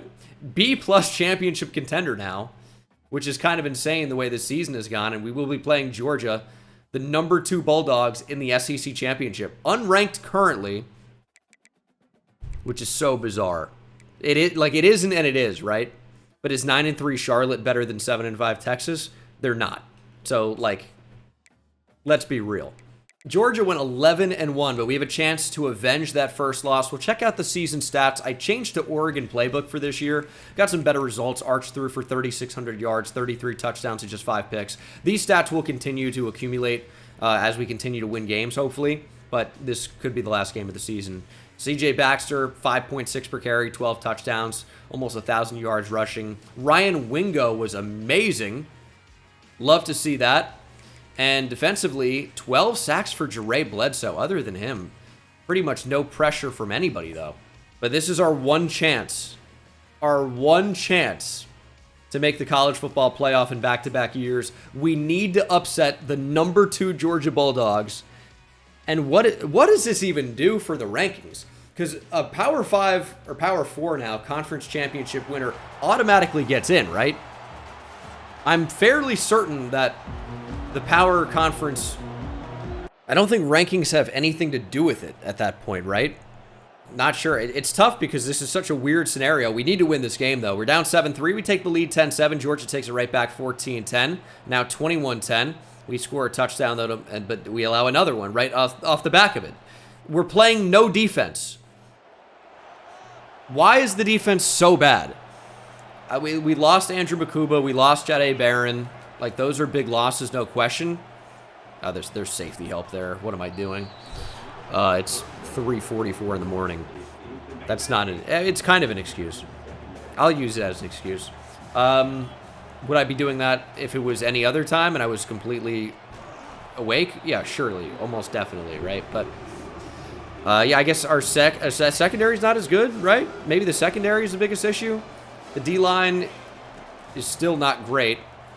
That should be a touchdown. There's Matthew Golden. Okay. Not out of it yet, obviously. But, I mean, we're going to be running out of time if we don't really start putting it together. Down 24-35. And we're really going to isolate. You don't really want to go short side of the field here, but Matthew Golden beats press, and that should be a touchdown. Matthew Golden, you got to outrun him, and he does. Just throw it up to Matthew Golden, and good things happen. Our defense is actually making plays now as well. So, okay. I mean, this is the fourth quarter. We're down by only 3.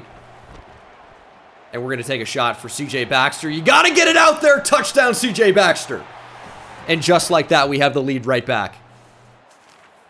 And they punt. Oh, my goodness. Or do they go for it and get stopped? Either way, we have the ball at the 4-yard line. We got to get out of the back of our own end zone. Their D-line is going to be crazy tough to run on. We can view all play history here. And let's see here. We have, yeah, punt. Interesting. We're just backed up so deep. This is such a bad spot to be in. And the Georgia D-line is ferocious, to say the least. CJ Baxter's had an incredible game. You have the long receiving touchdown, and also the rushing numbers have been incredible. And, I mean, we got to be able to do something on this right side. Are we going to have a false start? You're kidding me, dude. They want us to run the ball in this spot. We're backed up to our own 4. Getting safetied isn't the end of the world, but it's bad. I mean, there's no question about that. It's definitely not good. I mean, with 3 minutes to go, I don't really think time is too much of a factor. We're going to check down. CJ Baxter wide open, and the incredible game continues. Arch Manning, 378, 4 touchdowns, no picks, by the way. And look at Georgia. It's just such a menacing front to run on, even with one true linebacker. Jaden Blue with great speed, though. A field goal makes it 42-35. Touchdown game. We really just want to run the clock out. If we have to settle for 3, it's fine. We would definitely prefer 3 as opposed to 0 points. But we're really not even concerned about that or the touchdown. We just need to take time off the clock. And it looks like it's going to be tough to run the ball, man. I'm trying to use the left trigger, cutting to the best of my abilities to evade. But we keep running the ball into the heart of this defense. But I'm not sure what the alternative is. We need to get time off the clock. I don't want to give Georgia free plays and let them keep timeouts. So we're kind of forced in a way to run the football. But running the ball right into them is probably not the look. 3rd and 4, would you call this 4-down territory? They're begging for us to throw deep. They are begging for it. But are we playing into the trap? Can someone keep up with Jonte Cook is what I wonder. We're about to find out because that's probably where the football is going. He got bumped. We're going for Golden. Did he burn him again? He did. Don't score. Georgia calls their final timeout. We're down to the 1, and that should be the game. We're going to go QB kneel from the 1. Reminds me of LSU doing that with Les Miles back in the day. I can't remember who they played. I think Ole Miss, but there's been some crazy moments at the end of the game for LSU against Ole Miss in the Les Miles, Mad Hatter era. So I'm really not sure, as we try to give ourselves up, I'm really not sure if that was the game, but that'll do it. We have knocked off number 2, 11-1 Georgia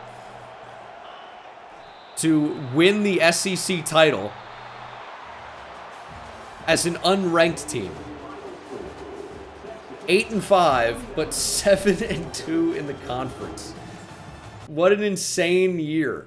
So I think that's an auto bid. This is the first year we've won the SEC. It's so crazy we were national champions last year without winning it. And now we are unranked and win the SEC. That is just so absurd. But, I'm not complaining. As long as you get there, does it matter how you get there? Not really. As long as we're actually going to be eligible. I think we are, because I think the SEC winner, Power 4 winner gets an automatic chance. I'm pretty sure. But I'm not positive. What a game for Matthew Golden.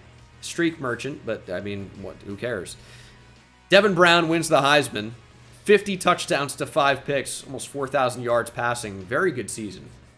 50 touchdowns is good, and we will face Oregon. It's a national championship rematch. We are unranked.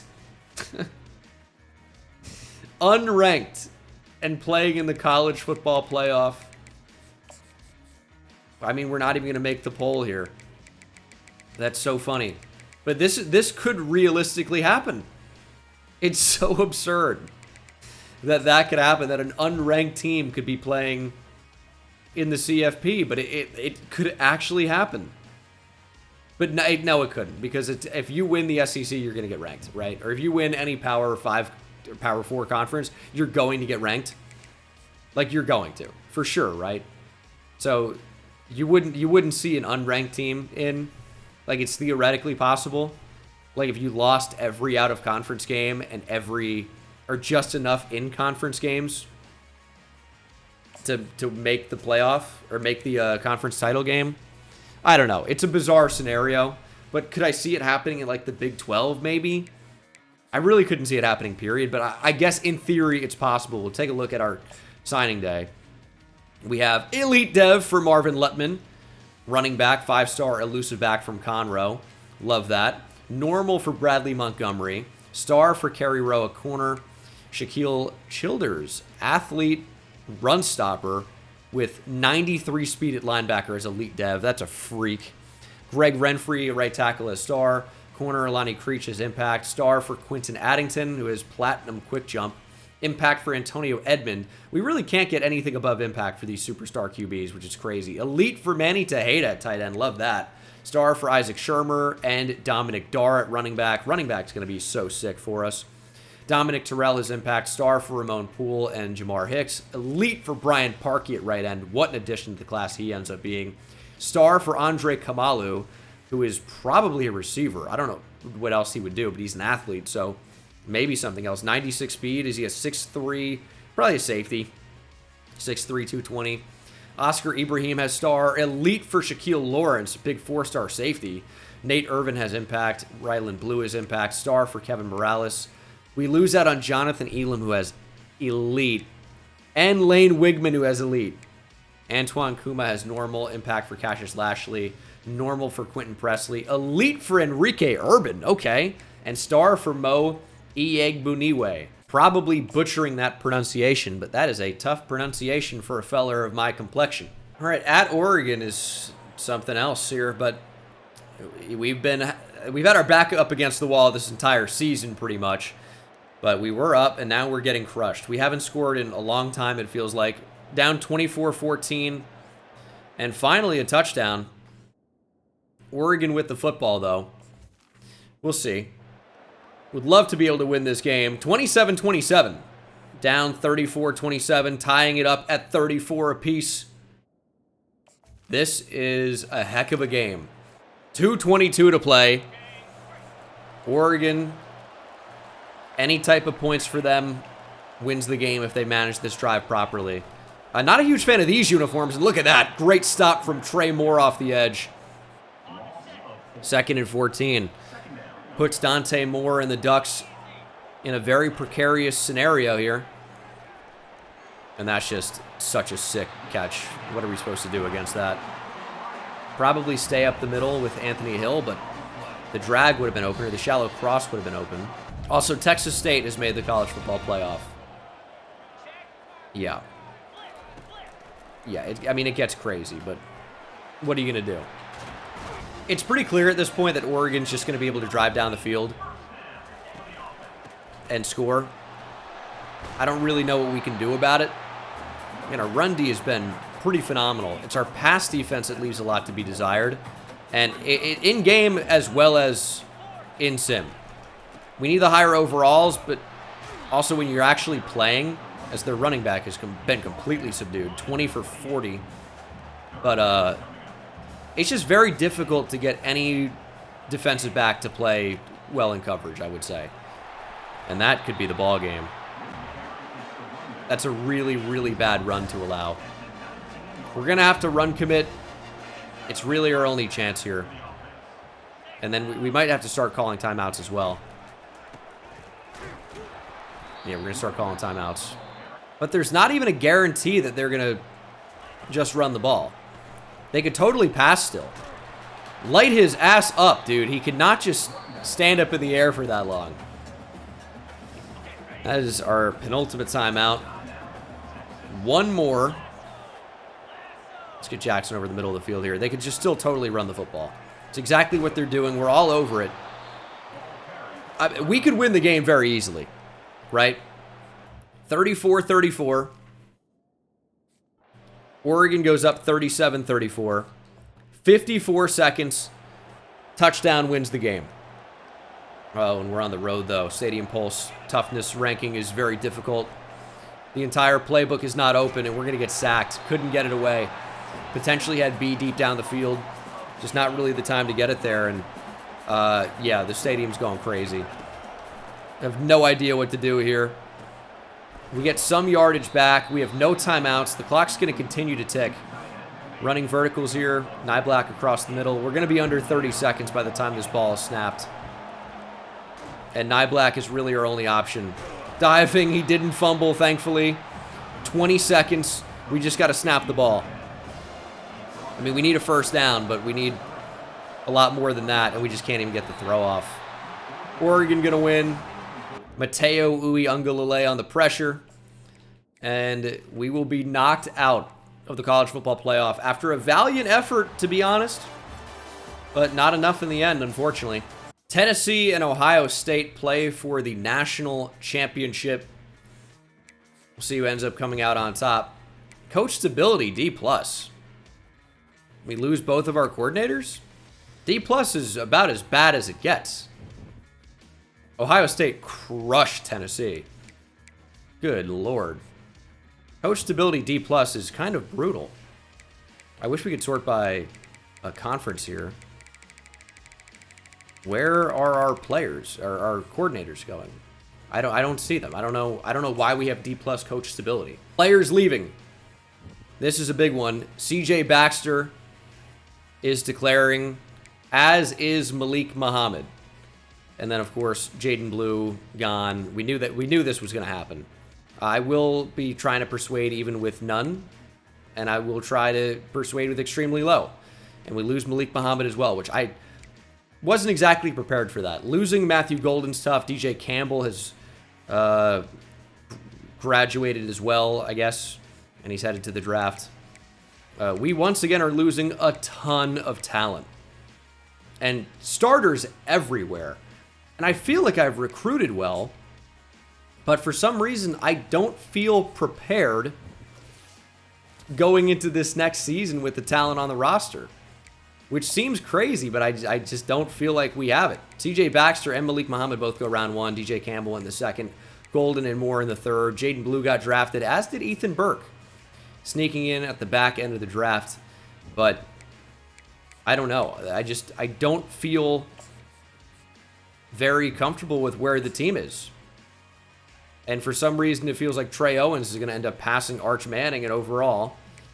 But I mean, running back is going to be so much worse. And that was a big part of our offense. We really just need some insane players to be here in the transfer portal. DJ Lagway's in here. Well, we definitely don't need a quarterback. I would consider a linebacker, Tariq Al-Uqda. Sure, I butchered that. Terry Bussey. He was actually a Texas... It looks great in the top right, by the way. He was actually a Texas... one-time commit, maybe. They definitely pursued him heavily. I think he ended up choosing A&M. He was a hybrid, like, receiver corner. And I think Texas wanted him at corner, but maybe he wanted to play receiver. I don't know what happened with him, but we'll take a look. We could definitely consider receiver, running back for sure, offensive line for sure, but we might have to take some players off of our board in order to do that. And thankfully, we have a couple spots here from players that are going to other schools. We do unlock talent developer. That's a thing, I suppose. And I mean, we're in a good spot where we can pretty much kind of get anyone we want out of the portal. I'm just trying to decide, do we want the receiver? Do we want multiple receivers? I actually don't think that we do, because Ryan Wingo, Jonte Cook, you'd expect those guys to take a pretty significant jump here heading into their sophomore and junior years. Or, excuse me, junior and senior years, right? And then we have the freshman class that we brought in last year. We can bring in one and I think be okay, and that guy might not even play anyway, right? So, feel pretty good about that. I'm looking on the offensive line. Bringing in a guard I think would be good, but they might not end up playing anyway. And then the corners, we really need to take a big step up. Oh, I didn't redshirt anybody. How did I forget to do that? Like, that's actually okay, because I don't know how deep this is going to go of just competing for national championships. But kind of an annoying mistake to completely forget about, one of the most important things that you can do, which is, keep some of these players for an extra year, which is what, redshirting a player essentially is. Jai Eugene sounds very familiar. It's pretty solid. But I think I'm comfortable with the recruiting that we've done. We are going to almost certainly sign another top 5 class. I would be absolutely blown away if it wasn't. So when you're one of these big programs, recruiting is just kind of on easy mode as we're locked out on the safety, but that's going to be okay. We're going to continue to develop pretty well as LSU has actually overtaken us. Oh my goodness. Alabama for Bussey. Wow, okay. I'll tell you, Texas having B+ academic prestige feels kind of insane. It's one of the better universities you can go to, is it not? I don't know if they still do it, but I know forever they had the 5% out-of-state, top 10% of your class in-state thing. All right, should be getting some commitments here. We'll see who we end up adding as we land a 4-star receiver. Ashlock from Texas. Tariq Al-Uqda, the #1 player in the portal from California, joins the class. Terry Bussey joins the class as well, as does corner Caden Jenkins. So a couple of big corners in. But this is maybe the big one. Tavoris Jones, 4-star running back from El Paso. Could be a starter for us. Also, potential upgrade on the offensive line. Good depth, if nothing else. Same with PJ Williams. So we got everybody that we wanted. Again, recruiting is kind of on easy mode when you are, you know, one of the blue blood schools like University of Texas. We do have the #1 class in the nation. 33 total. We're going to have to send a lot of guys off the roster because we're going to be over the limit for sure, which is fine. Out with the old, in with the new. I think that's totally acceptable. And with National Signing Day, we'll check out the bottom here and see if we get any good dev traits. Usually these transfers are not especially good, though PJ Williams is star. He's a junior, though. Impact for Clef Broussard. Star for Tavoris Jones, another junior, though. Sometimes you get transfer freshman and sophomore that can be pretty good. Impact. Normal for Bussey as a sophomore. Impact for Uqda. Normal for Ashlock. So that's a little bit disappointing for the top group of those guys. But overall, pretty incredible class for us. And Uqda's an 89. This would let us put Anthony Hill back at outside linebacker if we wanted to do that. And maybe we do. And we probably will because his pass rush moves are pretty good. Yeah, we're going to do that. 93 overall power rusher at left outside linebacker. That'll do me. We're going to let a lot of corners go. Like, we have another 5-star Kobe Black here. Not really developing so far. It does have star dev, but we've got a lot of guys who I just need to see them take a big step up. Safety's the weird thing. I mean, Phil Sami has 99 speed, which feels like insane. And star dev, he could go up near a 90, and no skill caps either. I mean, he could just end up being absolutely out of control for us. Just a lot of these things are going to be dependent on what happens in training. Do unlock Elite Recruiter as we land another top 5 class. Only need 2 to get an Elite Recruiter, and that's exactly what we did. All right, I need to see big training results, though. Okay, so Anthony Hill's up to a 94 overall. Arch Manning goes up to an 89. It's good. It's just still a little bit underwhelming, is kind of what I would say. I do have high hopes for Demania, though, already up to an 80. At halfback, yeah. Running back's going to be interesting for us. Speed's not a problem. Speed's getting upgraded like crazy. I mean, Jarrett Gibson's not a 99 speed guy. How does he have 99 speed? They're maxing out quickness and nothing else, which, okay, sure. Christian Clark, I moved to fullback. Receiver's going to be not that great of a position. These guys are not really getting upgraded in the biggest way. Receiver's pretty bad. The fact that we don't have anything really close to a 90 is kind of disappointing. Move Kamalu to tight end, actually. I talked about him as a wide receiver / safety. 220 pounds. I can rationalize him playing tight end here in our vertical passing attack. Gooseby remains unchanged. We have a lot of depth. A lot of these guys will not end up making the team. Malik Agbo, I moved to center up to an 89 overall. Okay. Buchel ended up wearing the red shirt. It's easy for the offensive lineman because if you don't play, you're just going to get the red shirt automatically. At other positions, there's more of a rotation going on. So these guys can find the field much easier, much more easily. Colton Vosick up to an 89. No, a lot of these guys end up wearing red shirts. That's actually pretty great for us. D-tackle still not really that great of a position for us. We're just lacking the top-end talent at a number of different spots, which I think is kind of the biggest issue right now. We do have talent. It's just, yeah, lacking that super elite top-end talent, unfortunately. So the team's definitely good. I mean, we're 92 overall, right? Oh, man. Phil Sami has remained unchanged. I don't know that I can start him again. I don't know that I can do it. How is he getting no upgrades?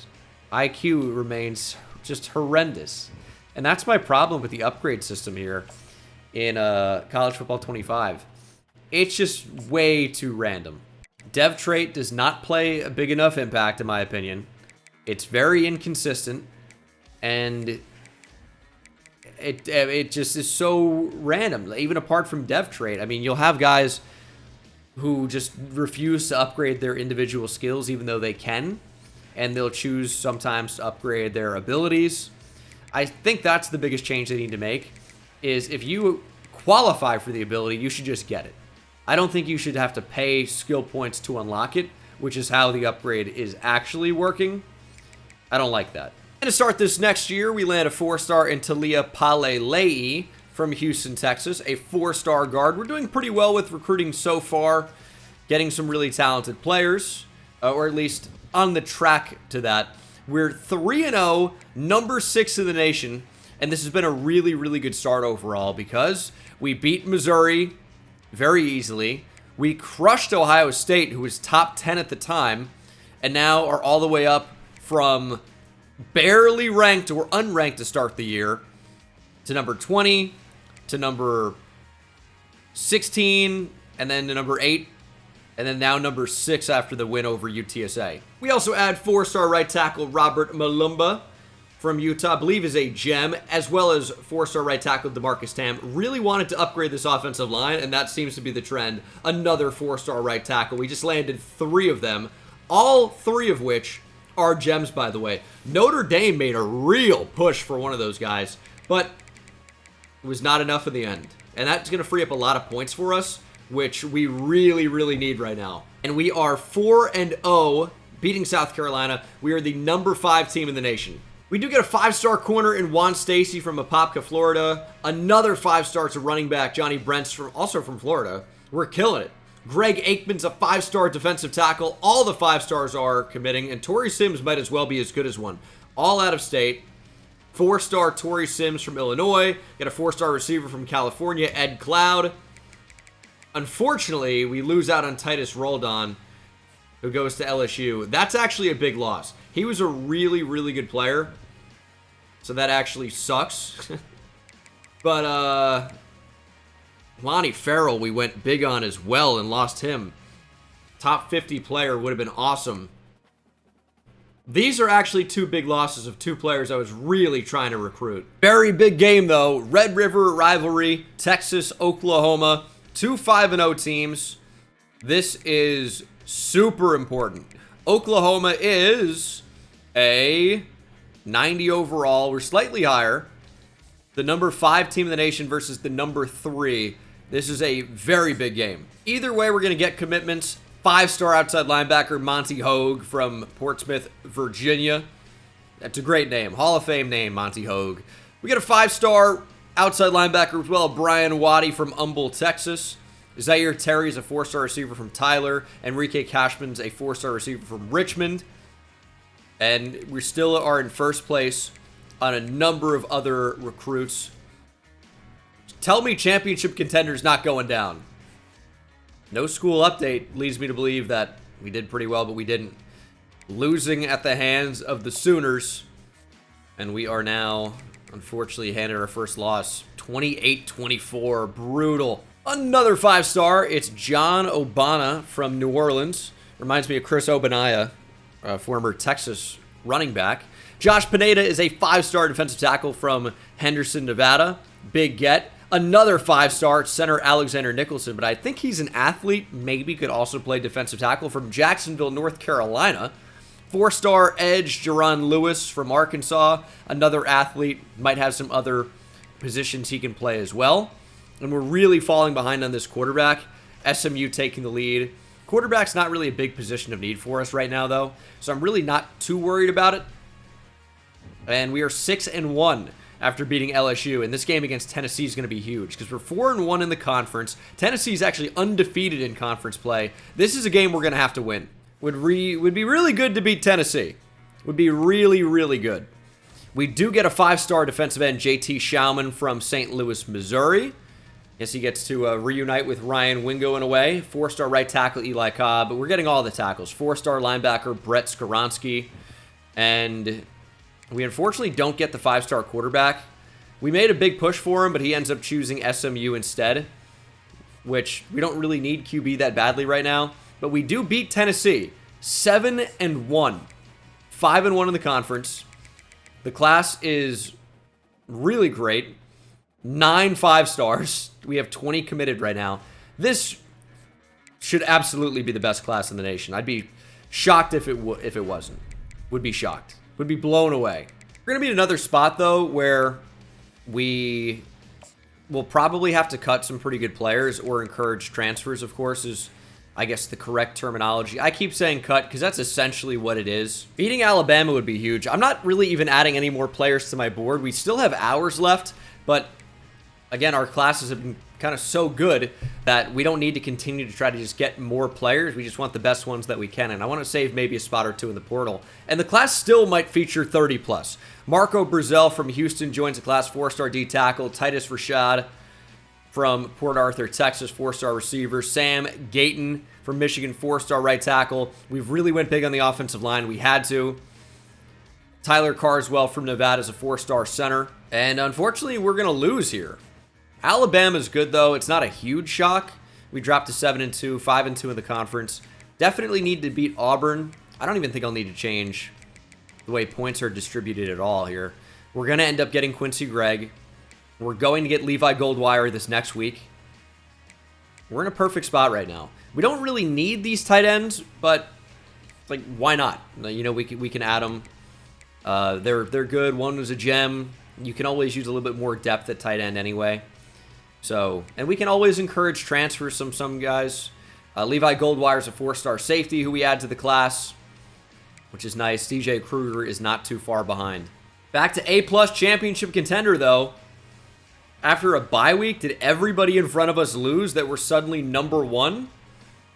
I guess those rankings are a little bit different. Number 7 in the nation, 8-2 overall. We had 4-star linebacker Quincy Gregg, and 4-star running back DJ Kruger, and 4-star tight end Russell Tunsil, which is a fun name to say, and another fun name, 4-star tight end Deacon Duval. And I think that is, I guess, Juan Tercero probably going to join the class as well, but that's pretty much going to be our entire recruiting class. We're bringing in a really, really big class as we beat Kansas State. We have one more player on our board, but this is 32 players in the class. Or no, it's not. It's gonna be 30, which is a huge recruiting class. Maybe we take a player in the portal. Maybe. Should be able to beat Tulsa. And 4-star running back Juan Tercero from Austin stays home. Did we lose to Tulsa?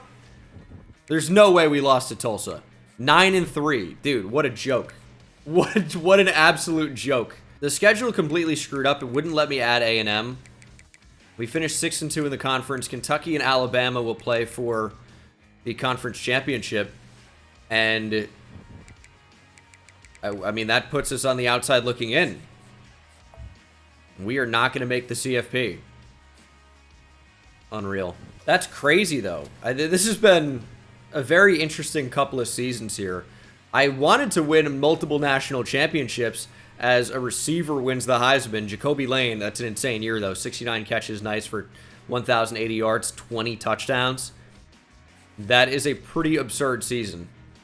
And we'll play in the Gator Bowl against Virginia. Can't wait. Early national signing days here.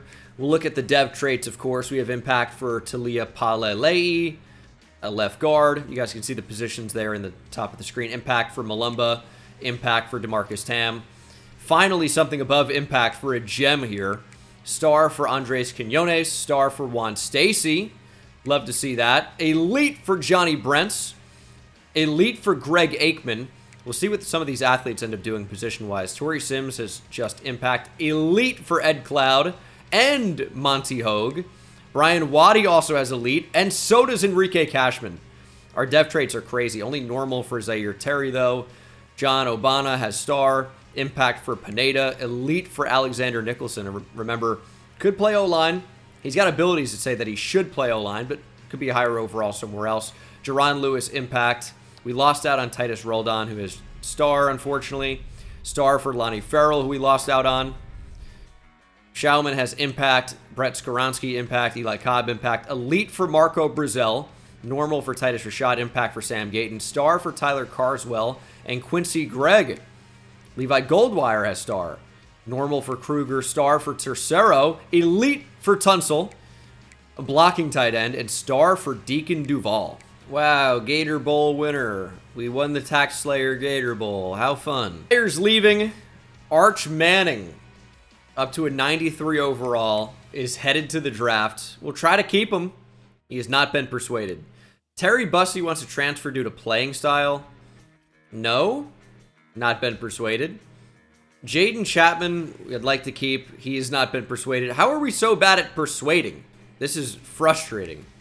Harvey Ream, stick around. Not been persuaded. Well, we're losing a lot of seniors. They're like mid to high 80s. Mid 80s, really. No one actually all that good, to be honest. Anthony Hill, of course, is tough. He's, going to get drafted. Draft results, Manning and Hill both go in round 1. Malik Agbo goes in round 3. A number of other players drafted. A lot of transfers. Derek Williams never really took that big step up for us, unfortunately. And we might have to utilize the transfer portal a little bit again. Just depends. Nate Kibble, do we bring him back? Probably not. Ended up letting him go. Trey Beckner could maybe start for us on the O-line, so that's somewhat intriguing to me. I think running back we're going to be totally fine. So, we're not going to do much in the portal. Kobe Black we had to let go.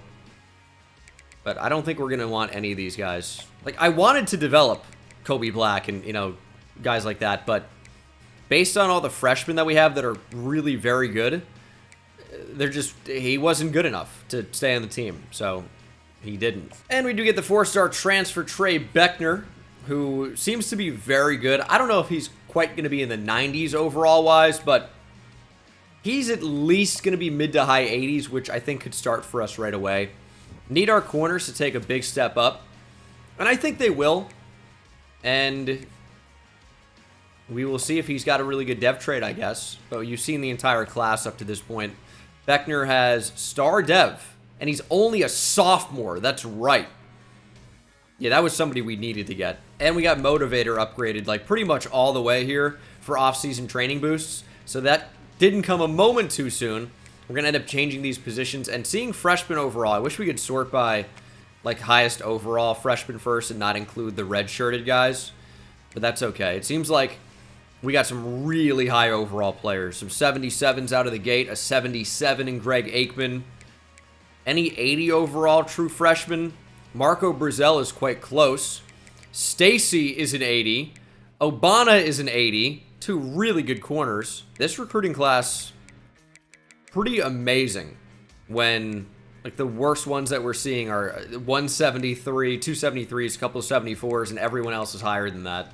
Training results, this could be big for us. And it's not too bad. Jarrett Gibson's up to a 91. Trey Owens will be the starting quarterback. He's up to a 90. None of these QBs are developing at all, really. But Trey Owens is up to a 90. He might end up being a first-round pick for us. Running back looks quite good. Really like where these guys are. No fullback. Receiver continues to be a problem. These guys are just not really developing that much. We've got a lot of solid players. No one that really looks like they're going to be elite quite yet. Tight end looks like it's going to be incredible. Andre Kamalu, 96 speed, was a receiver that we moved over. He's a freak. Trevor Gooseby up to an 89. The O-line in general seems like it's going to be quite good. Right guard maybe being a position that could be better for us. Colin Simmons still kind of floating around the same overall. Alex Machado has passed up Colton Vasek as a sophomore. That's crazy. Sadir Mitchell's getting upgraded. Darion Gillette up to a 90. Ty Anthony Smith up to nearly a 90 as a senior. He'll be definitely a 90 at some point this season. Corner, Eric Doss, I wish was closer to a 90 at this point, but 85's pretty good. It's just he's a junior now. But we've got great depth behind him. Phil Sami continues to not get upgraded. It doesn't make any sense. I'll keep complaining about it. Star Dev, starting safety. I have the DB training boost upgrade. He's not getting upgraded at all. It's just not happening. Have no idea why. But I constantly talk about that. So maybe we move like Russ Cleland or Oscar Ibrahim over to free safety. Probably be fine out there with Presley. I don't know. 2027, we're going to try to get another national championship. It's been up and down. It's been a little bit disappointing. We're coming in preseason ranked number 6. We have Pittsburgh on the schedule to start the year. And Pitt is actually top 11 right now. Also play number 3 FSU. Kind of tough out-of-conference schedule. When you factor in, we'll also play Alabama, Oklahoma, Texas A&M in here. Scheduling is so weird at this point. I don't know if you go deep enough into a franchise or a dynasty, even though it's like 2 or 3 years and the schedule just completely breaks. But A&M was like no longer our rivalry week game. Although, to be fair, Arkansas is a rivalry as well, dating back to the Southwest Conference. But it's a tough schedule. It really, really is. And, of course, we're going to continue to recruit well. Number of really good players. This is not going to be the final year, so I am still recruiting. But I'd like to win another natty and then see what we can do. A bunch of really good players that we can potentially get, of course. Trying to sign another top class. UL Monroe, number 1. We'll see if that lasts with their 1 star. Oh, and we lose to Pitt. 0-1 to start the year. It's over. Well, how about this for an early season game? We talked about it very briefly going over the schedule. But FSU is a tough one, and we have a number of recruits with, of course, their commitments coming down to the wire. Now, of course, we can't really get any visits going on. Had to take some points off Huber. Just not one we're going to win, but we're still looking very good at defensive end, which is a position I am kind of looking to upgrade. So we're doing okay, but we need a number of these to actually go our way. FSU's rated quite well, and everyone that we're going to play pretty much this year is going to be rated pretty well. You know, at least mid to high 80s, if not into the 90s. Up 10-0, now 10-7. FSU is going to be tough. I like where our defense is. They were a little bit hit or miss, I would say, last season and 2 seasons ago. But our offense is really just not doing enough. It really looks like we're probably about to lose this game. Down by 2 scores, though. Trey Owens is the new starting quarterback. Just not quite the same as having Arch Manning, and that's going to be picked off a tip. That's likely going to do it, to be honest. The offense just completely disappeared. We were up 17-10 at one point, and we didn't score a point in the second half. It's out of conference game, but man, this team sucks in simulation, it seems. First commit is in. It's Kerry Sargent. Salutes up from North Little Rock, Arkansas. 5-star middle linebacker. Also then a 4-star running back, Tyler Castellanos from Richmond, Texas. We're probably about to get bad news, though, on a number of other players, including Huber, who likely has committed to Oregon, right? And now we have to play number 8, Alabama. We're still ranked in the top 20. You know, a loss to FSU doesn't really hurt that badly. But we're going to have to rearrange our points. We do get a lot of points back. Eddie Finger commits to Georgia. I'm going to leave some of these players on the board in case there is a chance of decommitment. And Huber, of course, has decided to go to Oregon. None of those are surprises. But a lot of these other recruitments are really coming down to the wire, including Carlos Vaccaro. Carlos Vaccaro is going to be a really, really tough one to win. Oregon has pushed for him. He's from Oregon. This one's over. This one's going to be over, which sucks. But it's time, unfortunately, to cut bait. See if we can beat number 8, Alabama. It's going to be a tough matchup on the road for us as well. And it's probably going to end up showing 2 and 3. We do end up getting a 5-star defensive tackle, Glenn Todilla from Louisiana. A 5-star left end, Kaylavon Anger from Houston. A 5-star halfback, Alejandro Bello from Arizona. A 4-star quarterback, Dylan Parkey. Might be an athlete. 4-star outside linebacker, Stephen Britt from Mizzou. Really, really good. Now, we don't get Deacon Blades, who is a 5-star safety. Wasn't really exactly what we wanted out of this week. A lot of players. We gave up on Vaccaro Myers, but Blades choosing Georgia is really frustrating. Are we going to beat 4-1 Oklahoma?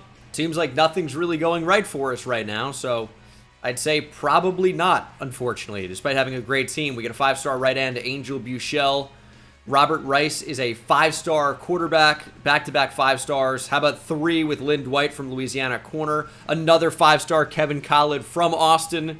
4-star defensive tackle Tyler Biggers. Our class just got a lot bigger. We do lose out on Stephen Bobo, who I think we were going after in a pretty big way, as well as B championship contender. We just can't win right now. We don't win in simulation.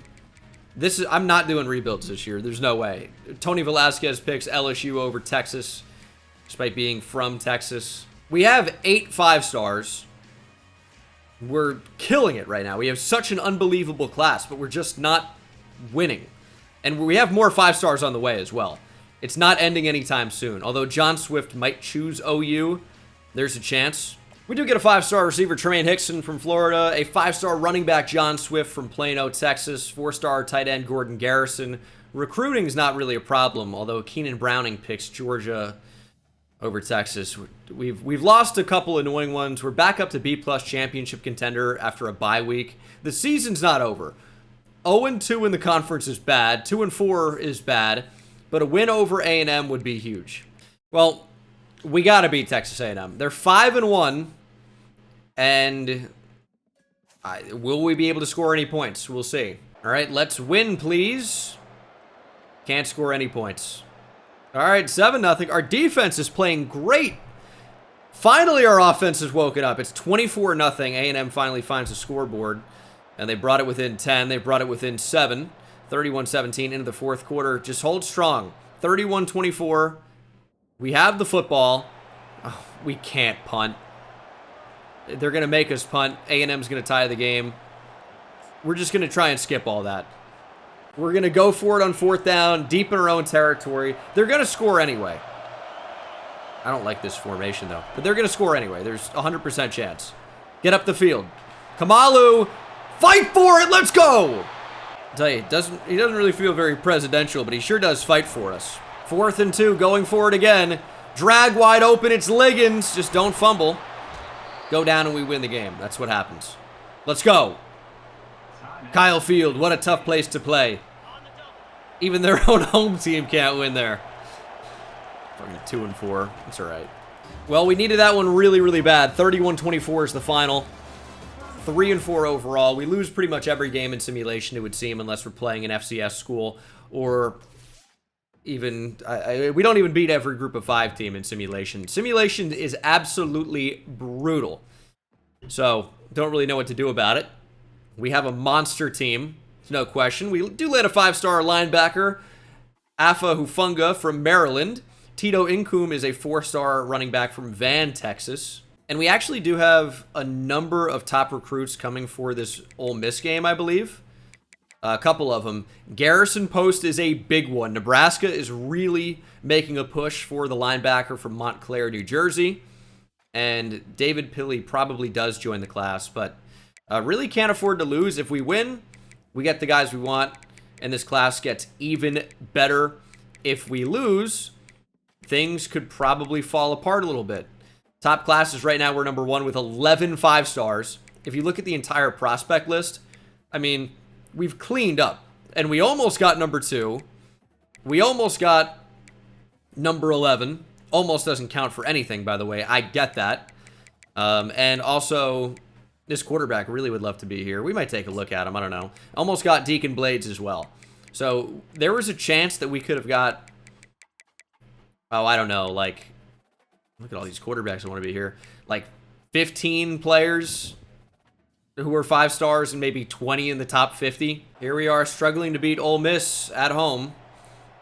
Struggling maybe is not the best word, but we're not really pulling away. They're an 88 overall compared to our 93. Not saying that's everything, but it should mean a lot with home field advantage, I would guess. 24-13. Offense is just not consistent enough. Are we about to go down in this game late? No, we do have the football. Ole Miss is out of timeouts. The fact that, oh my God. Was he not blitzing? I mean, there were options, but I thought for sure we had it over the middle. Didn't want to throw to this receiver because, bang, we had Ryan Wingo wide open. But I thought this was super open. How is it not? Yeah, that's just a great play. I would say if they're in man coverage, they're absolutely dead here. Dude, my right tackle. Find work! Our defense played well, though. We got to stop, and that will be the ball game.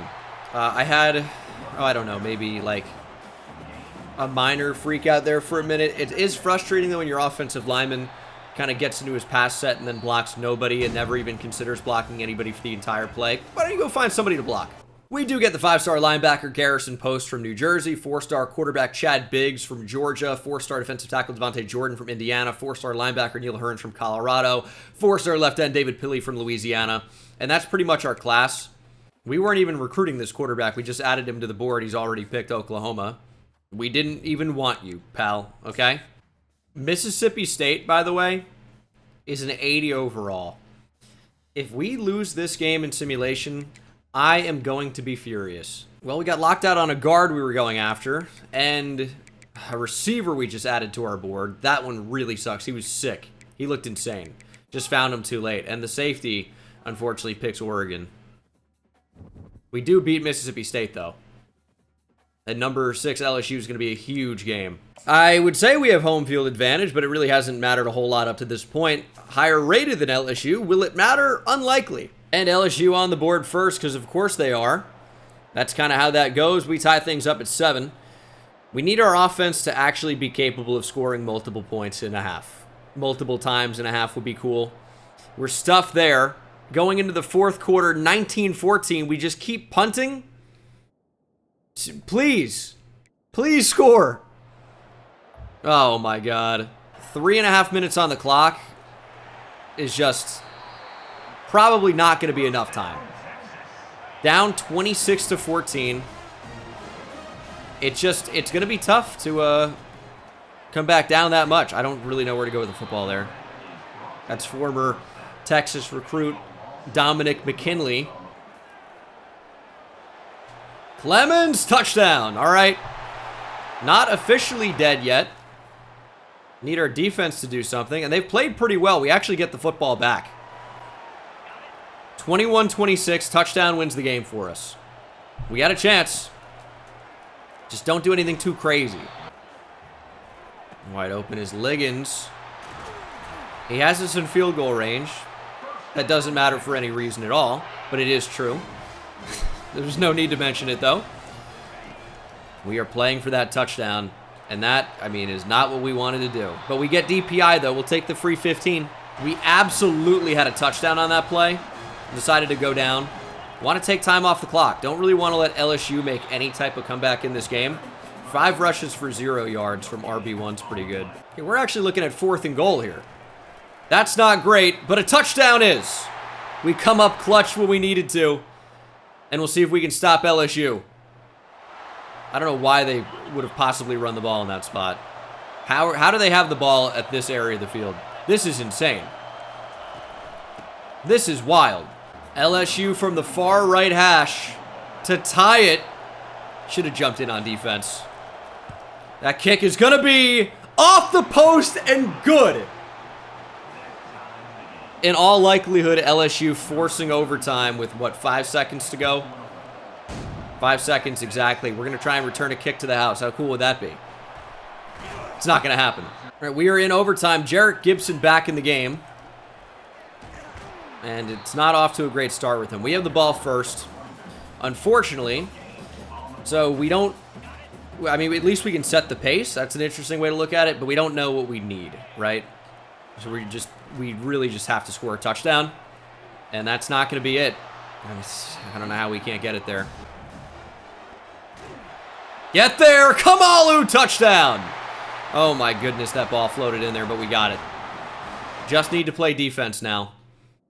Just need to play defense. As long as LSU doesn't score a touchdown and get the extra point, we win the game. Can we trust this team in man coverage? 2nd and goal from the 5. LSU is a tough team to stop. Quarterback gonna get sacked. Oh my goodness, he nearly escaped, then nearly got rid of it, but ends up going down. That was a really, really big play. Needed it. 3rd and goal from the 11. Is that Colton Vosick? I actually can't tell who made that play. But I love our alignment here. Force the football out. Under pressure. Quarterback taking off. He's going to get stopped. Of course, they need a touchdown. It's 4-down territory. A sack there would have been huge. We didn't quite get that. And we're going to use Anthony Smith as the spy. Stay over the middle. Quarterback taking off. Throwing. It is picked off by Doss. That's game. We managed to win a close one against top 10 LSU. Big upset. Big upset. 4-1 in the conference now. That's actually huge for our chances of going to the conference championship. 4-star Dakota Hearns from North Carolina joins the class.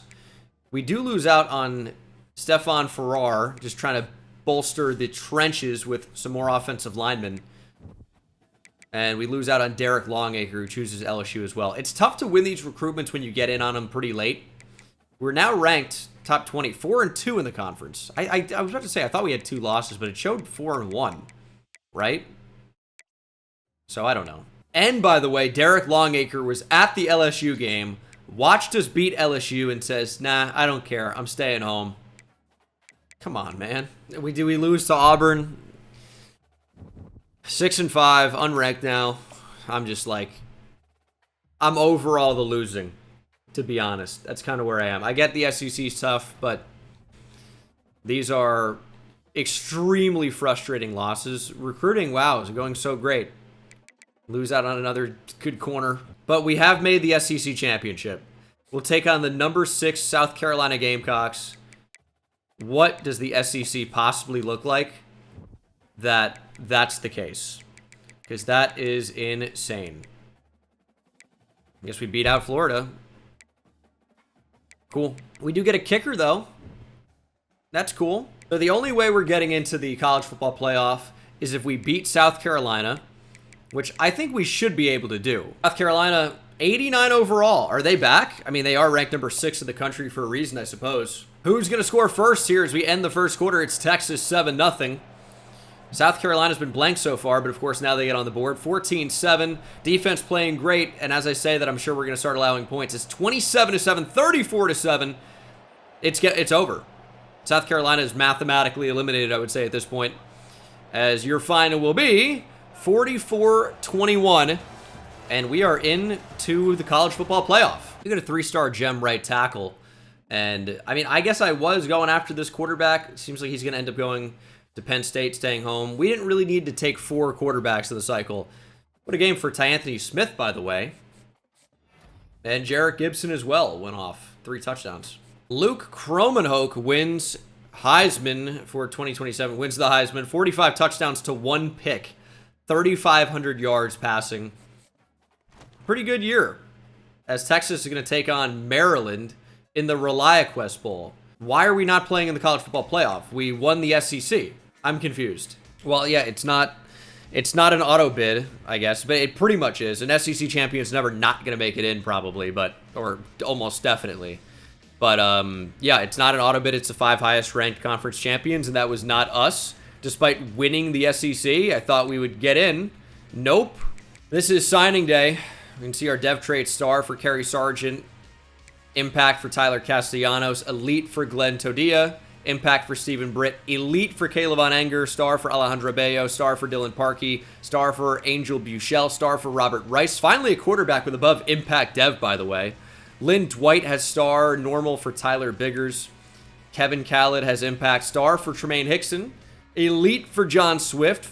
Normal for Gordon Garrison. Afa Hufunga with star. Normal for Tito Incombe. Star for Garrison Post. Love that. Elite for Chad Biggs. He could play quarterback very easily for us. Devontae Jordan impact. Normal for Neil Hearns. Normal for kicker Eric Puente. David Peely has normal. Star for Dakota Hearns. Derek Longacre, we missed out on his normal. Cook is with normal. Impact for Mitchell Clements. Elite for Marco Ortega, who is a late add to the class. Star for Jabari Nesbitt. Same deal. Farrar has star, who we missed out on. David Godwin has impact. And we missed out on Greg Cadu, who has just star. Cincinnati. Okay. Cincinnati beats Fresno State in the college football playoff. That's interesting. We can't even make it, but Fresno State and Cincinnati going head-to-head. Players leaving. Should be pretty bad. I mean, it's a lot of our higher-rated players, of course, but It's not that many. So maybe that's okay. Draft results. Darian Gillette went in round 1. Gooseby in the 3rd. Ty Anthony Smith and Colin Simmons all drafted. And we already have a pretty big class. 28 scholarships. But if there's a really good player or two in the portal, of course we'll consider going after them. Peyton Pierce was actually, I think, someone that Texas recruited. We can look at some of these guys, but I can see a corner working out. Safety, maybe. We'll take a look. Do get a 4-star corner, Dion Kumar from Rockwall, Texas. 97 speed and 90 man coverage already. Very young player as well. I almost think we may have been recruiting him and it didn't work out. And now he's going to end up joining the class. We do get Peyton Pierce, but not the guard. He ends up going to Ohio State. Transfer freshman too, and he looked really good. That's a big miss. Kumar looks insane and has star dev. Alex Zelenka has impact. Could have been a starter for us, though, really. And I'm not sure if Peyton Pierce will be. Position changes. No. Training results seems to have gone okay, though. The backup quarterbacks just don't really get any type of a boost. Owens is still at a 90 overall. The running backs are really nice. Marvin Lutman up to a 90 as a sophomore. Probably won't even be able to keep Juan Tercero in the class. Don't need this many running backs. DJ Kruger is almost certainly gone. And some positions are not where we want them to be. The receivers just continue to not be that good. We're getting good ones with good dev traits. Like Ed Cloud, I want to say, had elite. But these guys are just not getting upgraded all that much. Edge is a problem as well. I mean, Alex Machado's great. D-tackle looks pretty good. I mean, Quentin Addington is a great pass rusher. I think the 3-3-5 is going to work out a little bit better for us. Shaquille Childers up into the 90s. But unfortunately, we are just not as good as I want to be. Philsamy is still here somehow. 2028 sounds like a really good year to win a national championship. We actually had an insta-commit in this class. We were number 1 on his board. Offered him a scholarship. He's like, sure, I'm in. Pretty good looking safety. 94 speed and acceleration. 81 zone coverage. Should be a really great addition for us.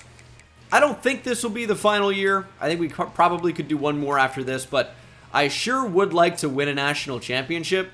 We got one early. Since then, we've had a little bit of trouble. Recruiting has not been an issue at all. We're recruiting better than anybody. We sign the number 1 class every year. However, the on-field results are less than inspiring, I would say. Not a bad start to recruiting. We do land a 5-star outside linebacker from Florida and a 4-star receiver from New Jersey. Now, we're going to end up losing out probably on a 5-star corner. I actually don't even see him anywhere on the list, which is a little bit strange there. He was between Texas and Oregon, and I didn't schedule him on a visit. And did he actually not commit? I should have got him in on a visit on this bye week and maybe taken the lead. We have taken the lead over Oregon for 5-star corner Tremaine Wint. But I don't know that we're going to be able to secure his services. It's tough with the pipeline. Going to be interested to see if we can land that corner. Not the end of the world if we don't, but it would be a nice add if we do.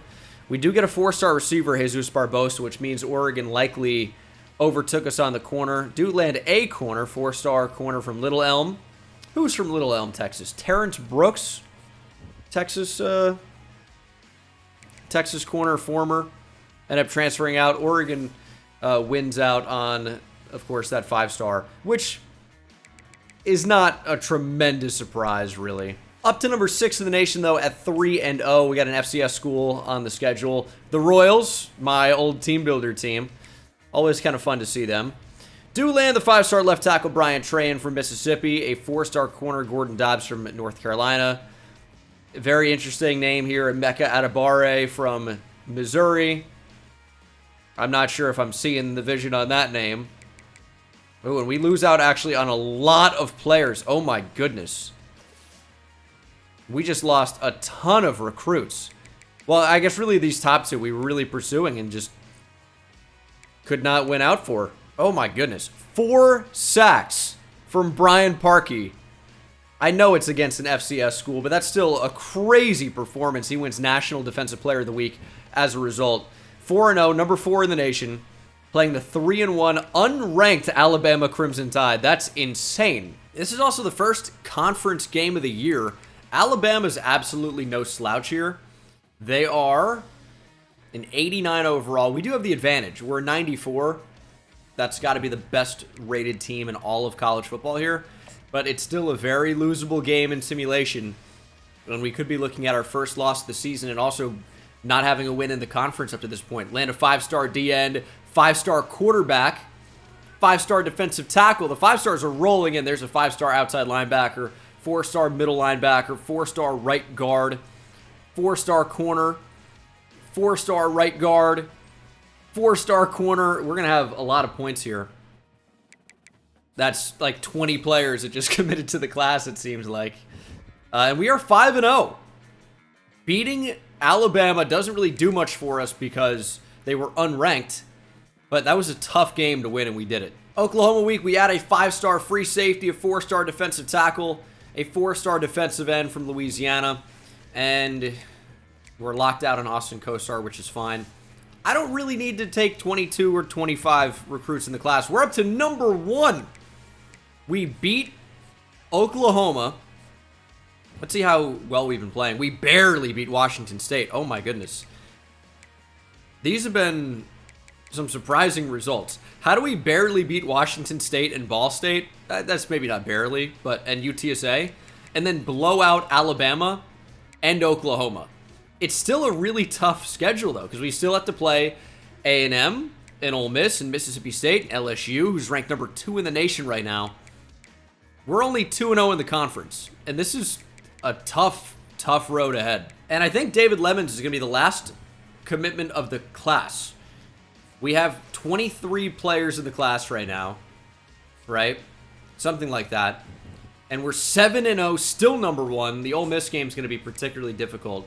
But if you look at top classes, 22, 8 5-stars, 14 4-stars.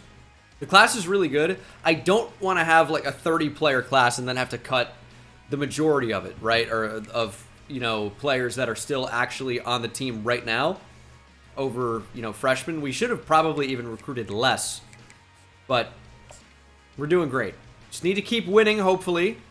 And we'll be in business here. Easy path to the CFP if that ends up happening. 8-0 would be awesome to see. And we are 8-0. We host 3-5 Mississippi State. Have not won a game in the conference. This cannot be a loss. Need to win this game. And we'll basically punch our ticket to the CFP. And I think with that XP, we probably have 9-0. 5-0 in the SEC. In theory, it could still all come crashing down. That's a possibility, I guess. But we would need 2 conference losses right now to even be out of this spot. So we still have an SEC champion spot or championship appearance spot locked up. Even if we lose, 1 game in conference, maybe even 2. 10-0. 10-0. We have 12 coach upgrade points. I've been upgrading tactician. I think that's making a difference. I really feel like it is. I need to get these receivers up to speed, though. Their ratings are just not especially good. Still want to upgrade defense, though. Quarterback's important. We just need to keep winning to get more coach points to make it easier to win. These are things that should snowball.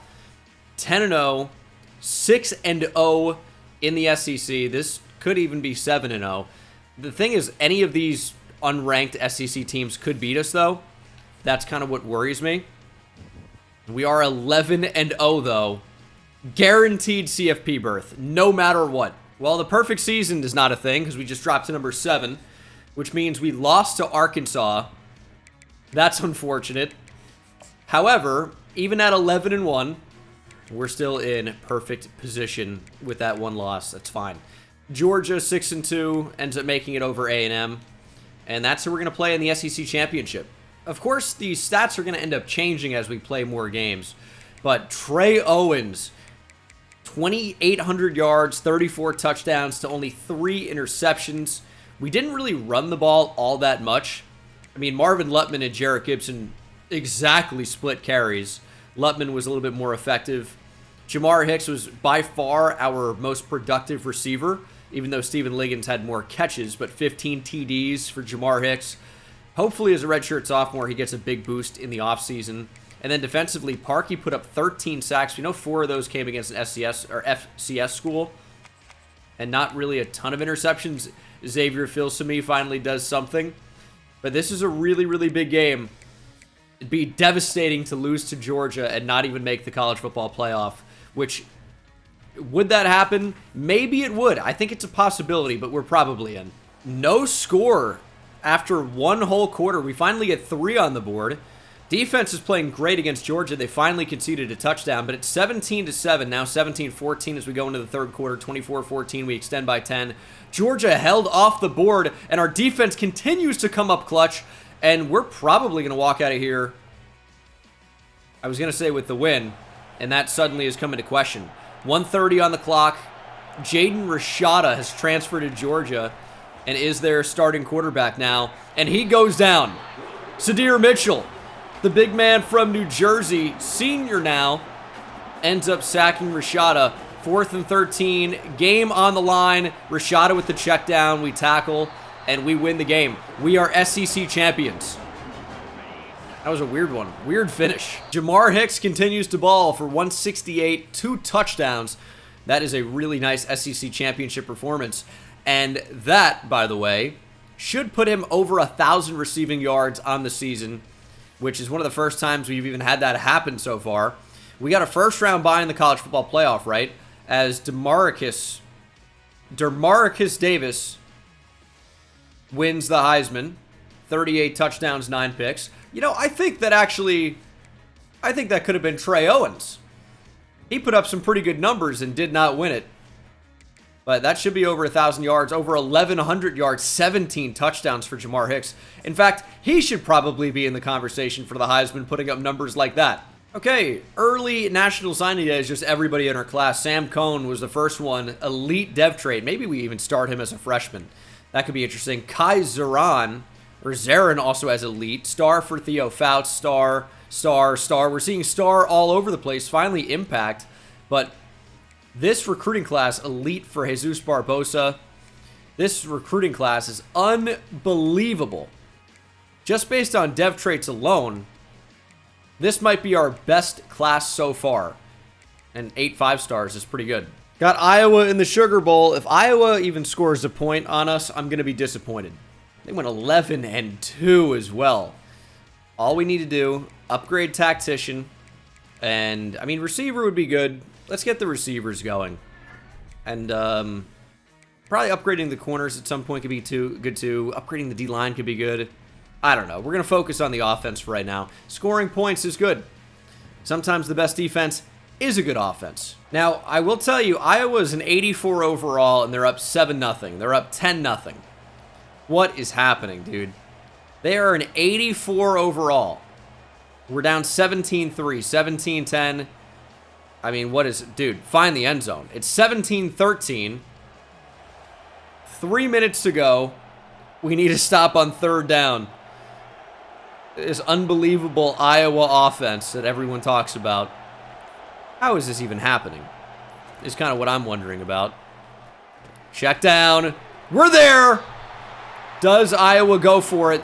They're going to punt on 4th and 1 from the 48-yard line. That should move us into the next round of the college football playoff. That was nearly a penalty. You got to be kidding me. And because there's 1 second left on the clock, we have a free timeout right now. So we can go over the middle of the field very easily. We're going to air it out, though, for Liggins, who makes the catch. Out of bounds anyway. What a throw from Trey Owens. Nice catch from Liggins. And we're moving the ball a little bit too quickly right now. There's Hicks, continuing a great postseason. We need a touchdown. It's important to remember that. We need a touchdown. Can't get too crazy here. 6 rushes for 75 yards for Lutman. We opted to bring it down to about a minute here. Don't really want to give Iowa any time to answer. I mean, their offense has been shockingly good in this one. There's Hicks again, who's just been killing it from the slot. as we'll probably try and bring this down to about 20 seconds or so. How do we not just go back to Hicks here? They're not really covering him this drive. It was tighter that time, but we still trust it. 20 seconds to go. We have 3 timeouts. I think we just try to punch this in. And we are going to be stuffed. Call our first timeout. 3rd and goal. That's open on the backside, and that's a touchdown for Liggins. 2 huge catches on this drive. Really set up the entire drive with a big bomb on 1st down. And then will likely win it for us with a very late touchdown inside 10 seconds. Iowa, good luck. 6 seconds for Iowa. 6 seconds on the clock. Get back. If I say play over the top and move my guys back, why are we running towards the line of scrimmage? Final play of the game, and it's intercepted by the senior Doss. Our highest rated corner will send us to the college football playoff semifinal. We are Sugar Bowl champions, but the job is not done. Winning the Sugar Bowl is cool. We got a lot more to go. 2 big games coming up, and it's my biggest rival in college football 25, the Oregon Ducks. They're number 4 in the country.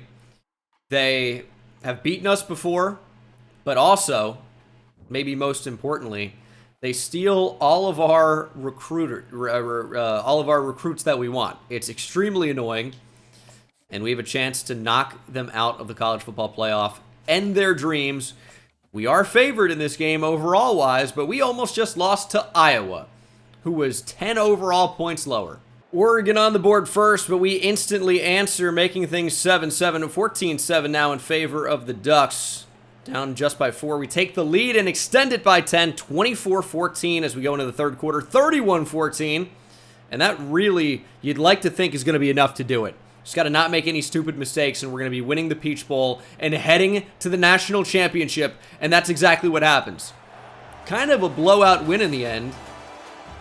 41-28, maybe not exactly a true blowout, but a big win nevertheless.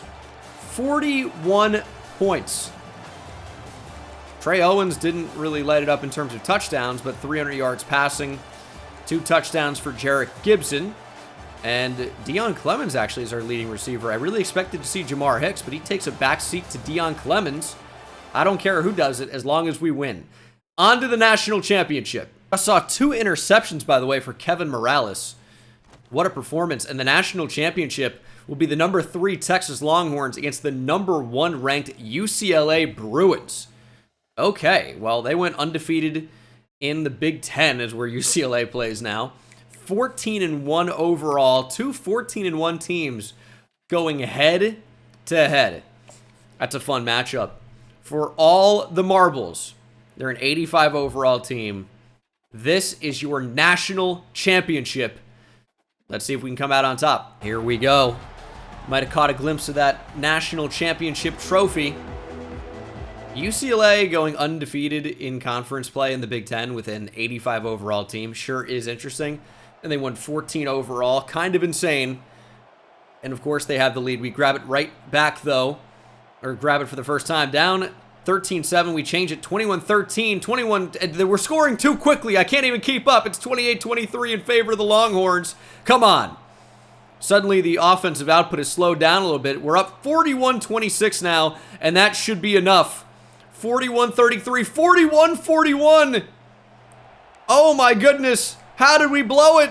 38 seconds on the clock. They want us to punt. I totally get it. I totally get a punt in this spot.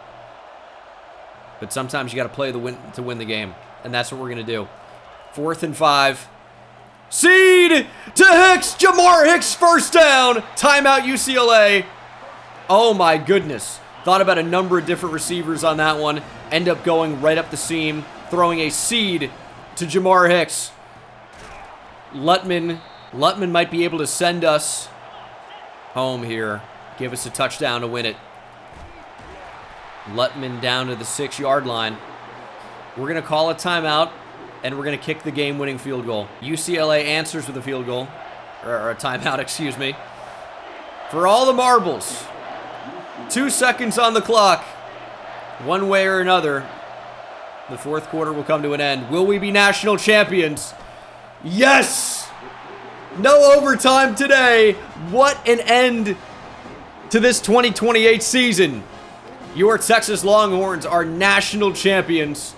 Molinaro right through the uprights. Game over. Finally, another national championship. Number 10 is retired at Texas. A little strange that somebody's wearing that, but that's okay, because we have won it all. We'll do one more season.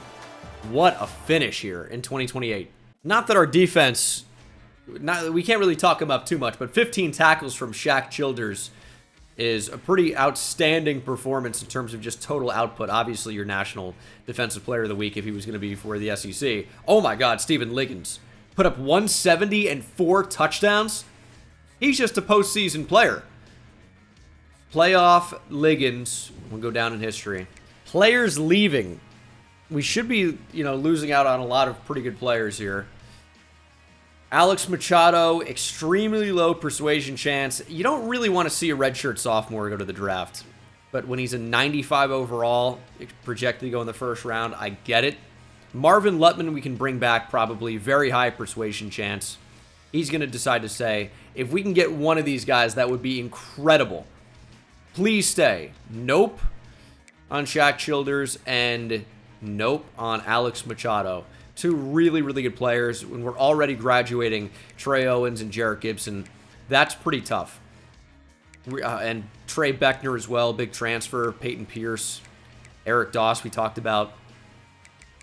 I mean, we're losing a lot of really, really good players here. Alex Machado does go in the first. So does Shaq Childers.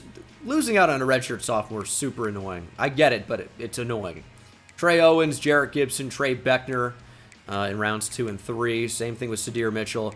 And then Eric Doss and Jermaine Smith actually do end up getting drafted. But those are some big shoes to fill. Might end up taking a transfer portal player. Maybe 2, depending on who's there. Seems like we have top interest from the best players in the nation, though. So they're all wanting to leave Ohio State and come to Texas. Because 2 of them are from Texas in the first place. We just didn't win their recruitments. Okay, well, we'll take a look. We got a lot of big players to replace, so it'd be stupid to not at least look. We're going after a few transfer portal players, maybe even too many. But I think some of these could be really worth adding to our team, even if it means forcing the transfers of players already on the roster. Like Kenyon Salam is a speed rusher with 91 speed, finesse moves, tackling. He's a freak. I think would be an instant starter. And then Matthew Pleasance as well, I think could have a case to start also. A lot of abilities. David Arias could start at right tackle. Zelenka could potentially start at right guard. So these are players I do want to bring in. I think John Enemkpali is probably a starting corner for us. The other players we probably just don't need. Juan Tercero I did want at first, and he looks really good. But we just have so many running backs right now. I don't want to force the transfers of those guys and ignore their offseason development. And we do land David Arias from LaPorte, Alex Zelenka, so 2 big offensive linemen. We do get the corner John Enemkpali as well. But those defensive ends have not decided yet. Michigan taking the lead on Salam. We might be able to come back at the last second. Otherwise, we'll get Matthew Pleasance, which is still going to be good. We'll see if we end up getting either of the defensive ends. We do get Kenyon Salam, and that means we'll get Matthew Pleasance as well. Pleasance was going to be the guarantee. Salam was going to be, can we make him commit to us versus, Michigan, and even TCU ends up going past Michigan. So 2 big upgrades on the defensive line potentially. Now, they're not going to be getting any type of off-season training boost, unfortunately. So they might not end up being better than the players we already have on the roster. However, they absolutely could be. So it's worth signing them. Enemkpali might be our best corner. He's got elite dev trait. Zelenka with impact, star for David Arias, Pleasant impact. Salam, elite. Yeah, he's a monster. But I think maybe even a 90-plus overall right now. And that's pretty rare. And 90 overall. Pleasance is a 90. Pretty good players to add for their senior seasons, that's for sure. Oh, this team is as deep as it's ever been, really. Okay, training results. We need a big boost at quarterback. Oh, Russell Tunsil up to a 97. Quarterback, we're not really getting any boosts at QB. It's actually shocking how little these guys are getting upgraded. Although Antonio Edmond looks really good. I don't know why his overall is low. He looks pretty awesome. 290 plus overall running backs. That's going to be a really nice combo. Receiver is better than it was last year, but not amazing, but overall pretty good. Tight end is insane. Russell Tunsil is a blocking tight end who, I mean, he really doesn't offer almost anything as a receiver, but is basically an extension of the line.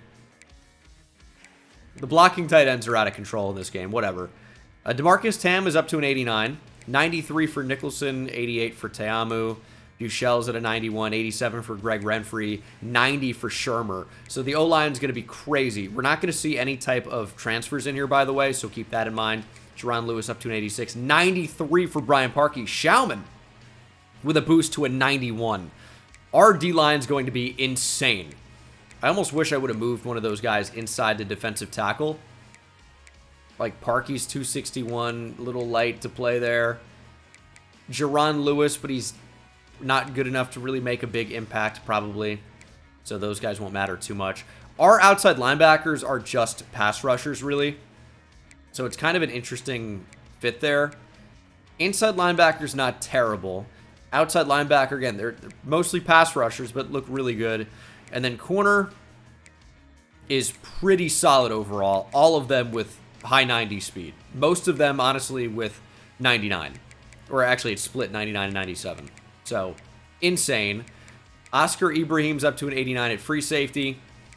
And Rick Cleland up to a 90. Yeah, this team is unbelievable. Okay, so not really going to be focusing on recruiting very much at all. This is the final season. This is like a free season. We're at 96 overall. Here's what we're going to do. We will simulate to week 15 and just see how we do. It's a free season. Well, we do actually end up making the SEC championship 8-0 in the conference. 9-3 overall. Who did we lose to? If we went undefeated in the SEC, lost to NC State, who just always is good for some reason, lost to SMU, who's top 10 this season, lost to UTEP, who's 13. We started at 1-3. Thank God I didn't go week by week. I would have wanted to end it. Well, rematch against Alabama, who we beat by 4 on the road. This time we get to host them. Well, not really. The SEC Championship is a neutral site game. All right, we'll see if we can beat Alabama here in the SEC Championship. If not, it's okay. We won the national championship last year. But I probably would like to continue to win. Yeah, hell yeah. It wasn't going to be okay if we lost. I was just saying that. Ooh, Deion Clemens, what a game. 172. 2 touchdowns. He is your National Player of the Week as well. And that means that we will be playing in the college football playoff with a first-round bye. We should be one of the highest-seeded conference championships, as quarterback Amani Wanham from TCU has an insane year. 4,000 yards passing, 44 touchdowns, 7 interceptions. Yeah, definitely seems worthy of winning the Heisman there. Well, we might be able to avenge that early season loss. SMU, the Mustangs, number 10 in the country, and we'll be playing them in the Verbo Fiesta Bowl. Okay. I mean, we'll face the Heisman winner or Alabama again if we manage to beat SMU. It's not that easy of a path to the national championship. I could just easily see SMU winning here, which would be unfortunate, but we've already lost to them. We've already lost. And we didn't get a lot of XP there. Is SMU just a sim killer? Well, we're 10-4. So that tells us about all we need to know. SMU wins 20-17, and that's going to be the video. Thank you guys so much for watching. Hope you enjoyed. I don't care who wins the national championship this year. I'll see you in the next one. Take it easy.